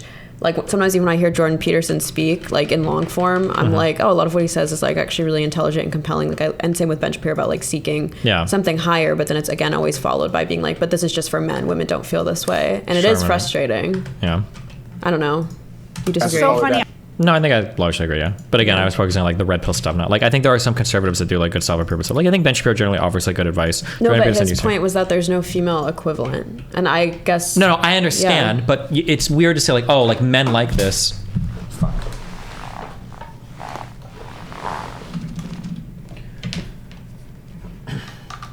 Your role model is Amaranth OnlyFans. Yeah, it's weird to say that like men like this and this is important for men and women don't like this, and then you're part of the self-improvement movement, but your movement doesn't know self-improvement. That's a weird thing to be in, right? Like, it's just a weird criticism. Like, women don't like this. Well, none of the men you talk to seem to like it either, because none of them talk about self-improvement. They just talk about drop shipping and the Matrix. Like, why would you be the one to point this out? It's true what he's saying, kind of, but yeah.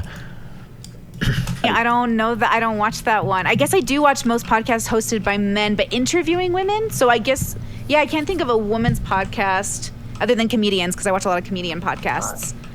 That's a good, yeah, I watch The Diary of CEO, but that's a man. And I watch like a bunch of like Theories of Everything, but that's a man. But that makes sense, right? Because even Jordan Peterson talks about this, how majority of viewers on YouTube are men. Men are mostly chronically online. Like, men are the ones suffering with addiction to screens.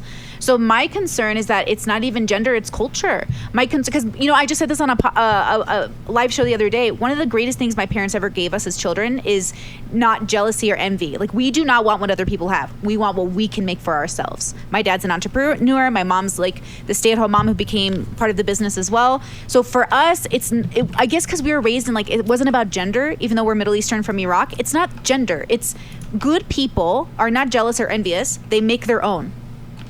You know what I'm saying? So maybe it's a disconnect of culture more than gender.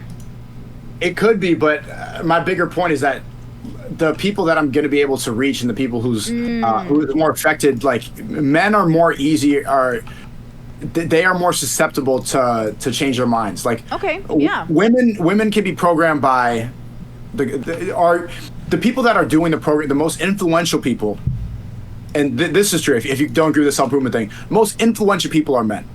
And if a woman is not being influenced by her husband or by their father, someone is going to take that patriarchal role and end up influencing her. So even if she thinks she's an independent queen, that's a cringe. You understand what he's referencing, right?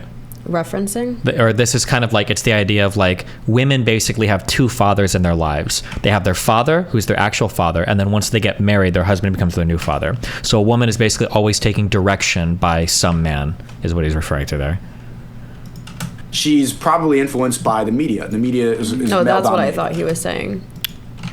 He was basically saying like some institution's going to take that role, and women aren't going to have like as much independent thought. Yeah, basically, yeah. But the line they said before, hold on. Husband or by he the was father, saying, someone is going to take that patriarchal role. Like he said, husband or father, patriarchal But he's like, role. even outside of those, someone's going to take the patriarchal role. He meant like a figure, like a media figure. Yeah, but it's something that's built into women. Women need to take direction from somebody. Yeah. So it's either going to be father or husband, or if they're not giving good, that's why they need to be like leaders for their women or whatever, and that's why they need like trainable women. But I don't think that's specific to. I don't think that statement in itself is that wrong. But I just don't think it's specific to women. Well, yeah, I don't necessarily disagree, Like, but I don't think his most statement people is are all about capable women. of independent thought. No, yeah, I know. Yeah, sure. And end up influencing her. So even if she thinks she's an independent queen, she's probably influenced by the media. The media is male dominated. Or she's influenced by the government. Government's male dominated. The government's telling her when to stay inside, when to go to work, what she should do. Or her boss at her job. And her boss, 90% of the time, is a man. So the man is always in that influential role, whether or not we like it. And this happens in families too. If you don't raise your kid properly, what happens is somebody in the school is going to end up raising your kid, or the friends around. It's usually a masculine figure. Yeah. My bigger point is that the people that I'm going to be able to reach, and this is just a hard truth, it's going to be young men. Those are the people who are going to be susceptible to understanding this, and that's why I think it's extremely important for me to travel and show a different lifestyle, because women are going to be like, they'll admire it, or they'll be like, they'll respect it, and they'll see what, but they're not going to go and emulate it. They're not going to they're not going to go and emulate that. A young man will. So I think that's the most effective form if you want to make a change in the world. Getting the young men, the military age men, people a little bit younger than me, that's who's going to be able to make a change. Because if you can lead the household, and if strong men are the people that are going to mold society. I think that's why things are kind of becoming a lot of extremely nonsense, because there's a lack of strong men. There's a lack of men being able to take that lead. Wait, and I they think give up. either I zoned out for a second or I'm misunderstanding. He's saying that like the reason men are the ones who can end up molding society is because they can actually take like virtuous instruction. But wasn't he just saying that like it's women who are the ones who just follow orders? Yeah, I was going to say that too. There's kind of a contradiction here, because he's saying like women take orders and women are followers, and that's why I'm going to reach out to only men. But the men that he's reaching out to are taking orders and are followers of Sneako. It's a total contradiction, right? Yeah, it doesn't make any sense. Yeah. It's sad too. I really feel like a lot of these people could reach a female audience. Yeah, probably. If they like dropped the red pill shit, stopped like the obsession with like female rappers and like the body positivity, like Swimsuit Illustrated magazines and stuff like that. Because like, yeah, I like agree that there aren't like good female role models for like, you know what I mean, being less spiritually bankrupt. I just feel like that doesn't exist. Sure. Yeah. They would rather change their gender or say that gender roles don't exist, and be chronically online and not take the risk and not take the steps necessary in order to lead. But the more strong men you have, I think the better a world you have, because if you have a strong man, then you have a happy woman. I think generally speaking, there is a lack of discipline and leadership. And I think because I work with such niche communities, gender like becomes a non-issue basically, because I work mostly with queer people. Like even in my relationship, I'm the breadwinner. Like I'm not concerned with gender roles in that regard. But I think that generally speaking about straight heterosexual couples, I think that there is that struggle dynamic, because the studies they do on women who are successful, who leave corporate to become mothers and who want strong dominant men, they're often straight women. So, your audience is so much wider than mine. It's such a different part of the population. I'm just talking to the few in between who are like sitting here not concerned so much with gender roles. But I wonder, do you think that those communities deserve a place of joy and happiness outside of that particular framework? Outside of the framework that works for straight couples? Of course, I think everybody deserves happiness, and I want everybody to be happy. Yeah. I just see it as the most effective way, or the most effective use of my voice. Is like, and of course, I like to entertain. I like comedy, and that's fun. But when it comes to influencing and impact, it's reaching young men. Yeah. And I think that's the most impactful use, because if I create men that are happier, that are stronger, that have a better life, that are making more money and not programmed, if I impact them, then the rest of the world is also, and it's bigger than just straight relationships, because if you have strong men are just around you in the community, strong men create a better world. Weak men are the biggest problem. People call me misogynist all the time. I think that it's a weak emotional man. It's somebody who's unstable, somebody who's not in control. That's the person who ends up lashing out and makes people scared. Like the reason that a lot of women have their guard up is because they've been around a creepy guy who was too, or like a stalker. Yeah. Like women, these bad experiences from weak men traumatize women, and that's why I think that's the most important thing to use your voice for. You know, okay, wait, I really vibe with this idea because I think that there's always there's like, okay, tell me if you agree with this. That it's not that men need to be emotional, because being emotionally irregular is not good. It's that men need to have a relationship with their emotions so they don't lose that discipline. Is that sort of the narrative? Oh, I'm sorry, girl, say it again and your audio cut out. Emotional intelligence. Exactly.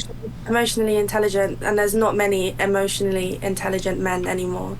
Yeah. I wonder if Sneako push back on this, because this is usually like a feminist talking point, and I feel like when I bring that up, I feel like red pillars get really triggered because emotional intelligence, all that shit. Basically, the only emotional intelligence they want from men is like, have you ever heard of the term like stoicism? Mm-hmm. Yeah, they just want them to be like quiet warriors that suffer and do what men need to do or whatever. But yeah, not that I've come across anyway. Or women. I think everyone's struggling right now. I think everyone's kind of in a we're not doing too good out here. So that's why I think your voice is important for that motivation. And I think what the I'm trying reason to do. that I keep probably giving Sneako the benefit of the doubt is because even though the shit he's saying is so like basic and like lightly misogynistic of like the rappers and whatever, and like, oh, women don't whatever, it's because I think he's like ignorant, but I think at the end of the day it does sound like he does want people to be happier. Like it feels like he genuinely believes that. And I guess what I've seen him criticize of other people, I don't know anything about Moist Critical, so I don't want to talk about him, but like he was more so saying a lot of these people, their audience is based on like making fun of other people. And maybe Sneako does do that, so maybe I sound stupid if he does do that, but I'm just saying based off what I've seen, his whole point is like a lot of people are kind of sadistic, and they're just like, you know what I mean? They're building content off of making other people are saying like, oh, you're so cringe or you're so sexist, whatever. Like it's not actually based in necessarily values. Well, I think his values are kind of muddied again by like the red pill shit. I feel like if you were to like scrape it clean, at the end of the day, I think he actually does value people. If he does, then why does he participate in like the shit fest that are the fresh and fit, like shitting on women constantly on the show? Like the after hour shows is literally just there to shit on women, and that's like where he excels. Yeah, I mean, we talked about this yesterday. I was saying that, like, I think, again, I don't know the timeline of how or when he was deplatformed or why, but I guess I was saying to you that, like, you were saying his old content was a lot more nuanced, a lot more, like, spiritually fulfilling. And now I was saying, like, after you've been deplatformed off everything, and then the audiences you can kind of tailor to already have, like, such a radical political and cultural leaning, I think it's, especially for someone as young as him, it'd be really, really hard to not just, like, cater to that audience. Yeah, I agree, but now you just gave me what you just gave me there was a really good argument for why he doesn't actually care about people, because it's really, really hard to. Not necessarily. I meant like okay, so when you go onto Fresh and Fit, like I watched that one episode you did, I think the most recent one. The entire chat, it doesn't take you seriously because they already disagree with your lifestyle. They don't like the fact you're in an open relationship. They don't like the fact you're liberal. So even though you make really, really good points, because that audience is already so brain broken, they're not going to see it because they're going to look at your lifestyle, and because it doesn't live up to like the points they want, like a loyal woman, because they associate that with happy family, they're not going to take your like cultural suggestions seriously. So my point is like, I think Sneako's cultural suggestions, like again outside of the rapping shit and whatever, are kind of good faith, but then he kind of has to like just like muddy it in all this like just toxic shit so that audience doesn't just write him off, right? No. I understand what you're saying, but then where is the message that doesn't just fully jive with Fresh and Fit? I guess what I was saying, that clip I saw where he's like, don't waste your time all day just being on like arguing with feminists, like just focus on. Yeah, but what do you think he would say if you ask him what do Fresh and Fit do? Or he was even just saying right now, he's like, women get traumatized by weak men. So he's literally, the contrapositive of that is that like if you're actually a strong man and you're a high value man, you make women feel safe, right? Yeah, but how do you make them feel safe? By making it so they don't have to work, so that they could just stay at home and like provide value to your life as the man because you're the sole breadwinner. Like I said, I think the prescriptions are pretty like illogical, right? Yeah, but then but if you peel away the prescriptions, all you're left with is the most like basic bitch life advice. Be a strong man, like improve, try to be successful.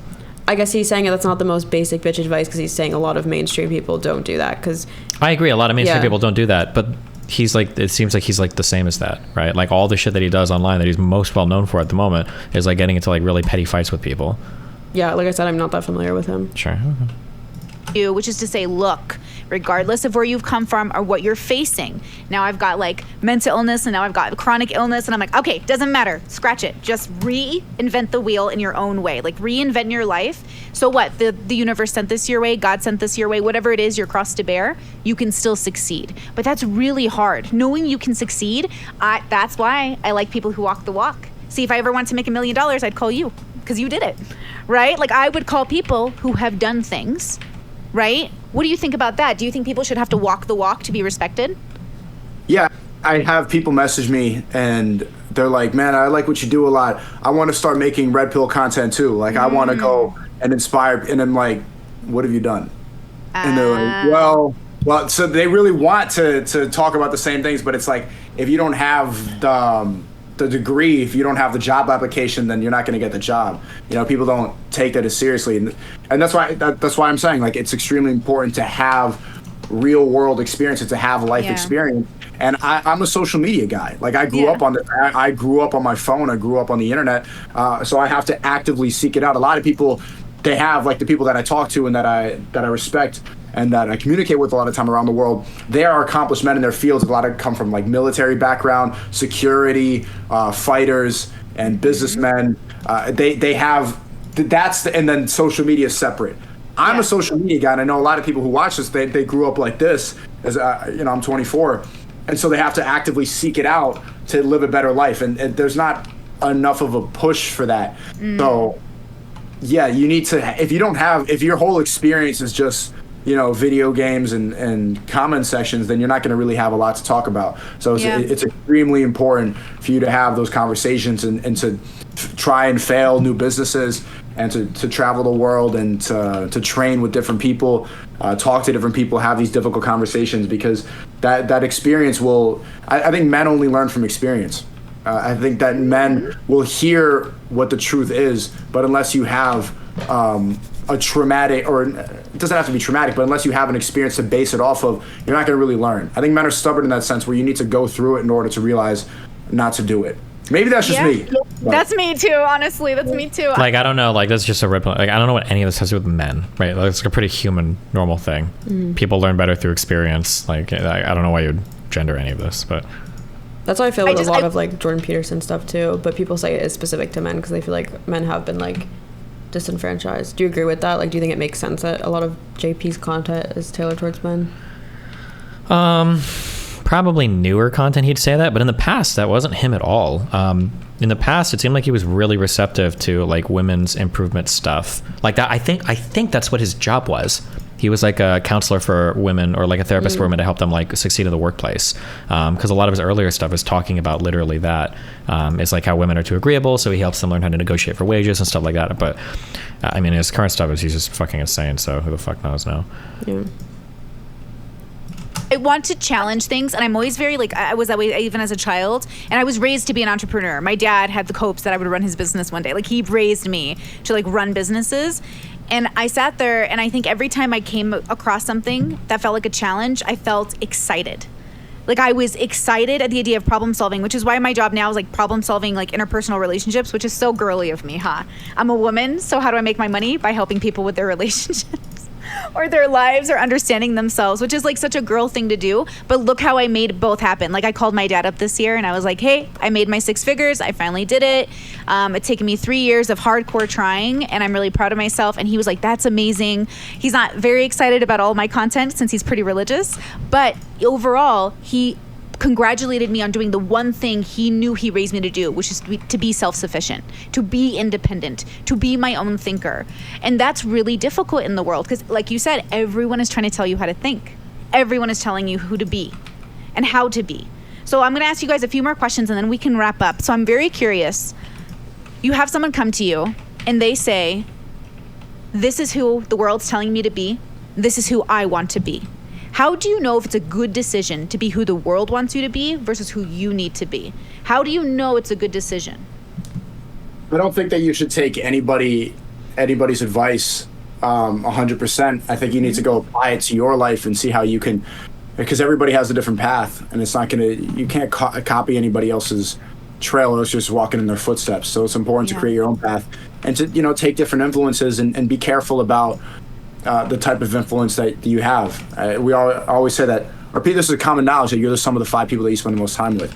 Yeah. So be careful about who you're around, because if you let the wrong person in, if you let the wrong influence in, if you're not aware of who's influencing you, then you're going to be a shitty person, like the person telling you. Okay, so like garbage. that sentence alone, like take away the context, he's probably implying that like the people influencing you is like the woke media, like the toxic left, whatever. Like that sentence in itself is something that I think probably conservatives say more versus like mainstream and liberals. Like you don't hear those types of pieces of advice, I guess.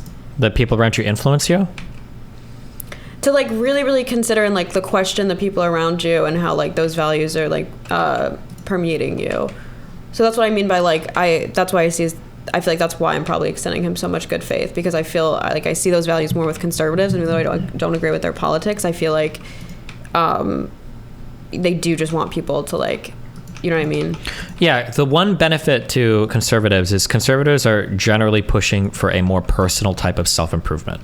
Yeah. That is true. And you've even said yourself, it sucks that like so many conservatives are genuinely like nice people in real life versus a lot of liberals tend to kind of suck. And like liberals are very, very, very defeatist in mindset, and that like you've got systemic racism and supremacy and all this shit. So these are the reasons why you will never succeed in life. And it's like, okay, well, that's pretty fucking depressing. Yeah. And I think you can even see that a little bit in their health outcomes in terms of like how different like liberals are fucking depressed, right? Yeah. Like Sneako makes fun of people for it sometimes, but I mean, like, I don't know, it's not a good point to write off an individual's point of view, but like there is something to be said for, you know, every fucking like progressive person online is like, you know, depressed and anxious and have all these issues or whatever. Don't libs talk all the time about implicit biases, assumptions, and value you get with your upbringing? Yeah, but I guess it's always tailored to more like woke stuff in terms of like implicit biases, not about like why are you doing the things you do and that they don't align with like your spiritual fulfillment, but more so like, oh, you're implicitly biased, that's why you date light-skinned guys over dark-skinned guys, right? Isn't that sort of what yeah, it's always like an adherence to some like grander system of like intersectional oppression. Usually it's not usually like what personally do you value, it's like did you pay enough attention to a poor black person that might have been like microaggressed today or something, I think. Yeah. Be very careful, and you have to be analytical, and it's very important to question like why do you hold the beliefs that you hold? Destiny, they're speaking systemically. Do you seriously think a liberal would go to an inner city school and be like, well, you're all black, so because of slavery and Jim Crow you'll never succeed? Basically, yeah, I do actually. Yeah, I think that has been a lot of the messaging, more or less. Yeah, I really do think so. And some of the stories we've read about, especially there was that one black law professor, I don't remember, who was talking about doing the summit where he was speaking about like the challenging issues for the students that showed up, and there was the black TA or younger person that basically turned that entire group of students against him. Yeah, I actually do think that this is kind of the messaging, is that like you're basically fucked, you're not going to succeed, and any issue that you have is going to be the result of like racism or some shit like that. Actually, if you want to get more edgy, a really good example of this, I think, is like the WL community today. Look at how quick all of them are to throw out the race card when anything bad happens, right? People will blame the YouTube algorithm as racist. People will say that like, oh, people don't want to celebrate black creators. People like it's always race immediately for those people online. So yeah, people are extremely like dead set on what they believe in. I don't think enough people think about why or who said it or what the motivation is. Absolutely. Yeah, I would just be very wary of that, because there's a lot of people with bad intentions out there. Absolutely. And for you chose a job that you went into with a lot of I guess purpose, money, and it's something good to you. But how do you make that decision as well? If someone came to you, I guess even if you had that moment for yourself, like what would you say to them? I take everything with a grain of salt. I listen to a lot of people. Not you, her. Yeah, I think, again, I would take their advice and I guess use it to my advantage, but I wouldn't follow exactly what they're saying in their footsteps. I think you kind of take it and mold it into your own kind of version, I guess. No, I agree. Okay, I'm going to ask you guys my favorite question I like to ask people. All answers are good answers. Are you ready? Okay. It could be a bad answer, but... No bad answers. All good answers. Okay, actually, Sneako, you can go second. Okay, I want to know, what is your favorite part about existing, being alive, truly? If she said murder, would that be a bad answer? You know what? It would be, if it's a real answer, it's a good answer, but also a questionable answer. Being in nature, I think. Oh, yeah. Being in touch with nature and being like in the actual world is really important. I think people are so closed off from the real world nowadays. Everyone's on their phones, everyone's online all the time. Sometimes you just need a breath of fresh air and just come away from it for a minute and just breathe. And I think that's the best feeling. Is it about being grounded? Yeah, just the feeling is so good. Even if you just like have your feet in the grass outside. Yes. Like so good. 100%. Yeah, I agree with this. No, so wait, are you a nature person? Do you actually go hiking? I love going for walks. I mean, okay, there's not I love that. Hike in London, I love a good walk. I'm all about the walks, girl.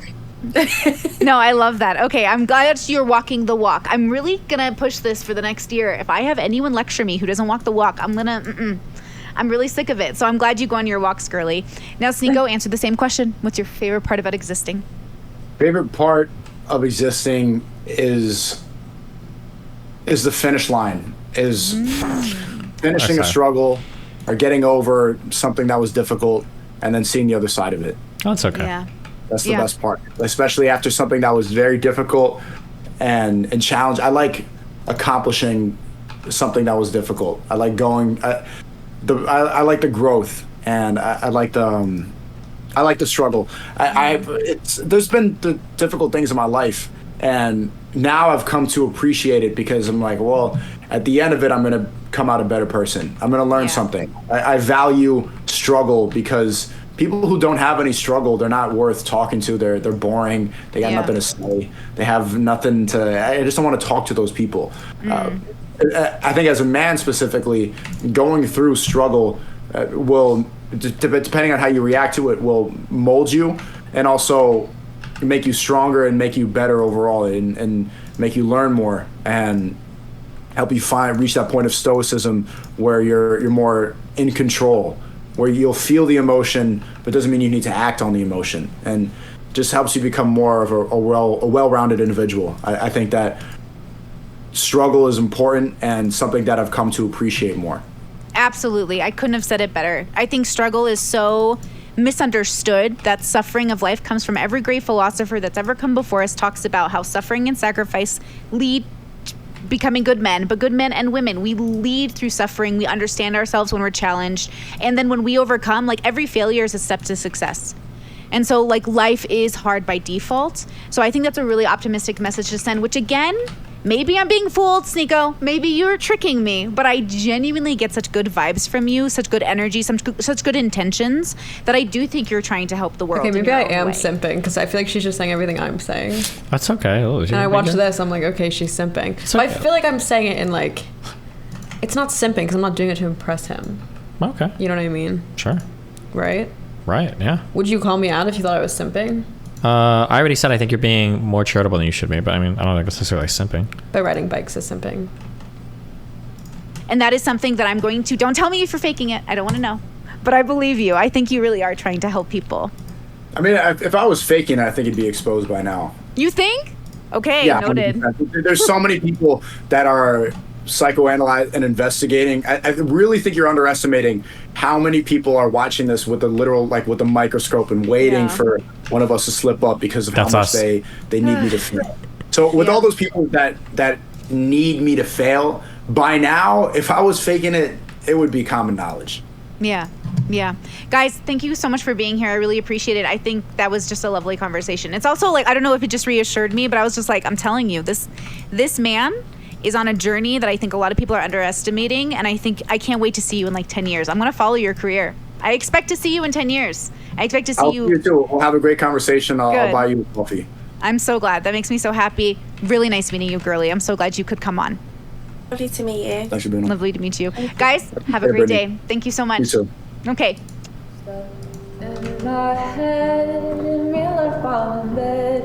Oh, I thought this was his video. I think he just re-uploaded her video. That's okay. Wow. Sneako debates oppressed feminists on their victim mentality. Feminist accuses Sneako of vibrating with... Oh, this is where that saying came from. Damn.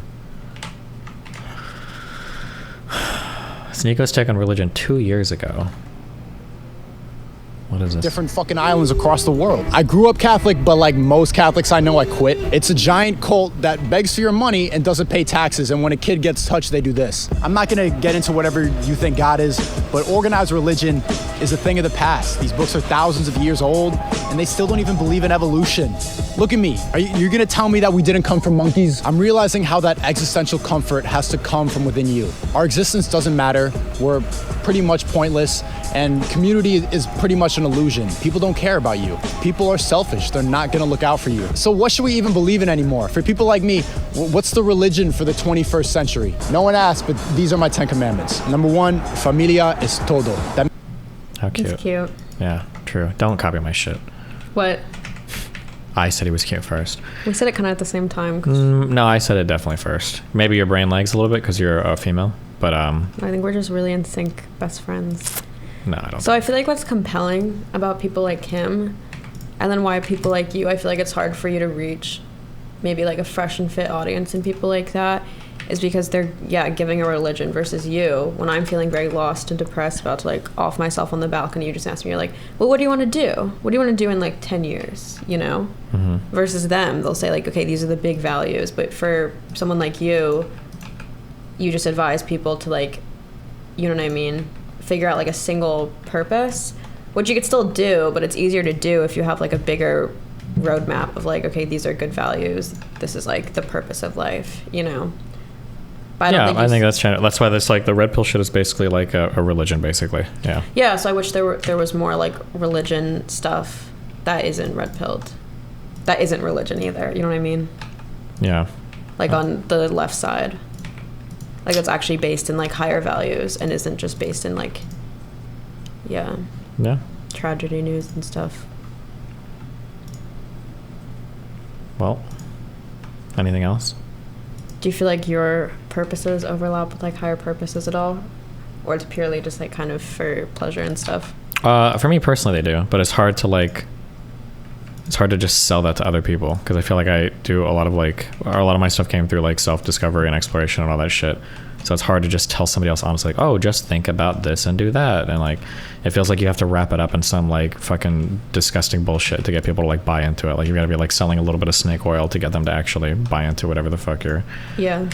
Do you feel like the community you have with your chat is kind of like a religion? Like it kind of substitutes for them? Because I'm guessing they're also probably atheists since you are.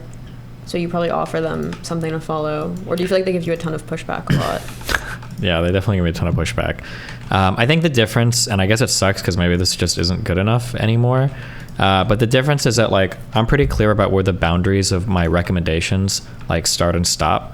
Like I'm not here trying to build people into like wholly different humans. Like I just try to sell like a thought process for analyzing the world. That's it. But in terms of like what you think is important in life, the purpose you have, the families you lead, all these things, like that's kind of up for you to figure out. But it feels like these days, like everybody wants you to have like the whole fucking package for existence as part of whatever content you do, which I think is kind of weird. Like one of Sneako's criticisms of Charlie is that like, oh, like nobody wants to be you. Like you just live your life in a fucking room all day and blah, blah, blah. And it's like, okay, yeah, but like, I don't think Sneako's trying to sell that to people. Like this is what your whole life should be.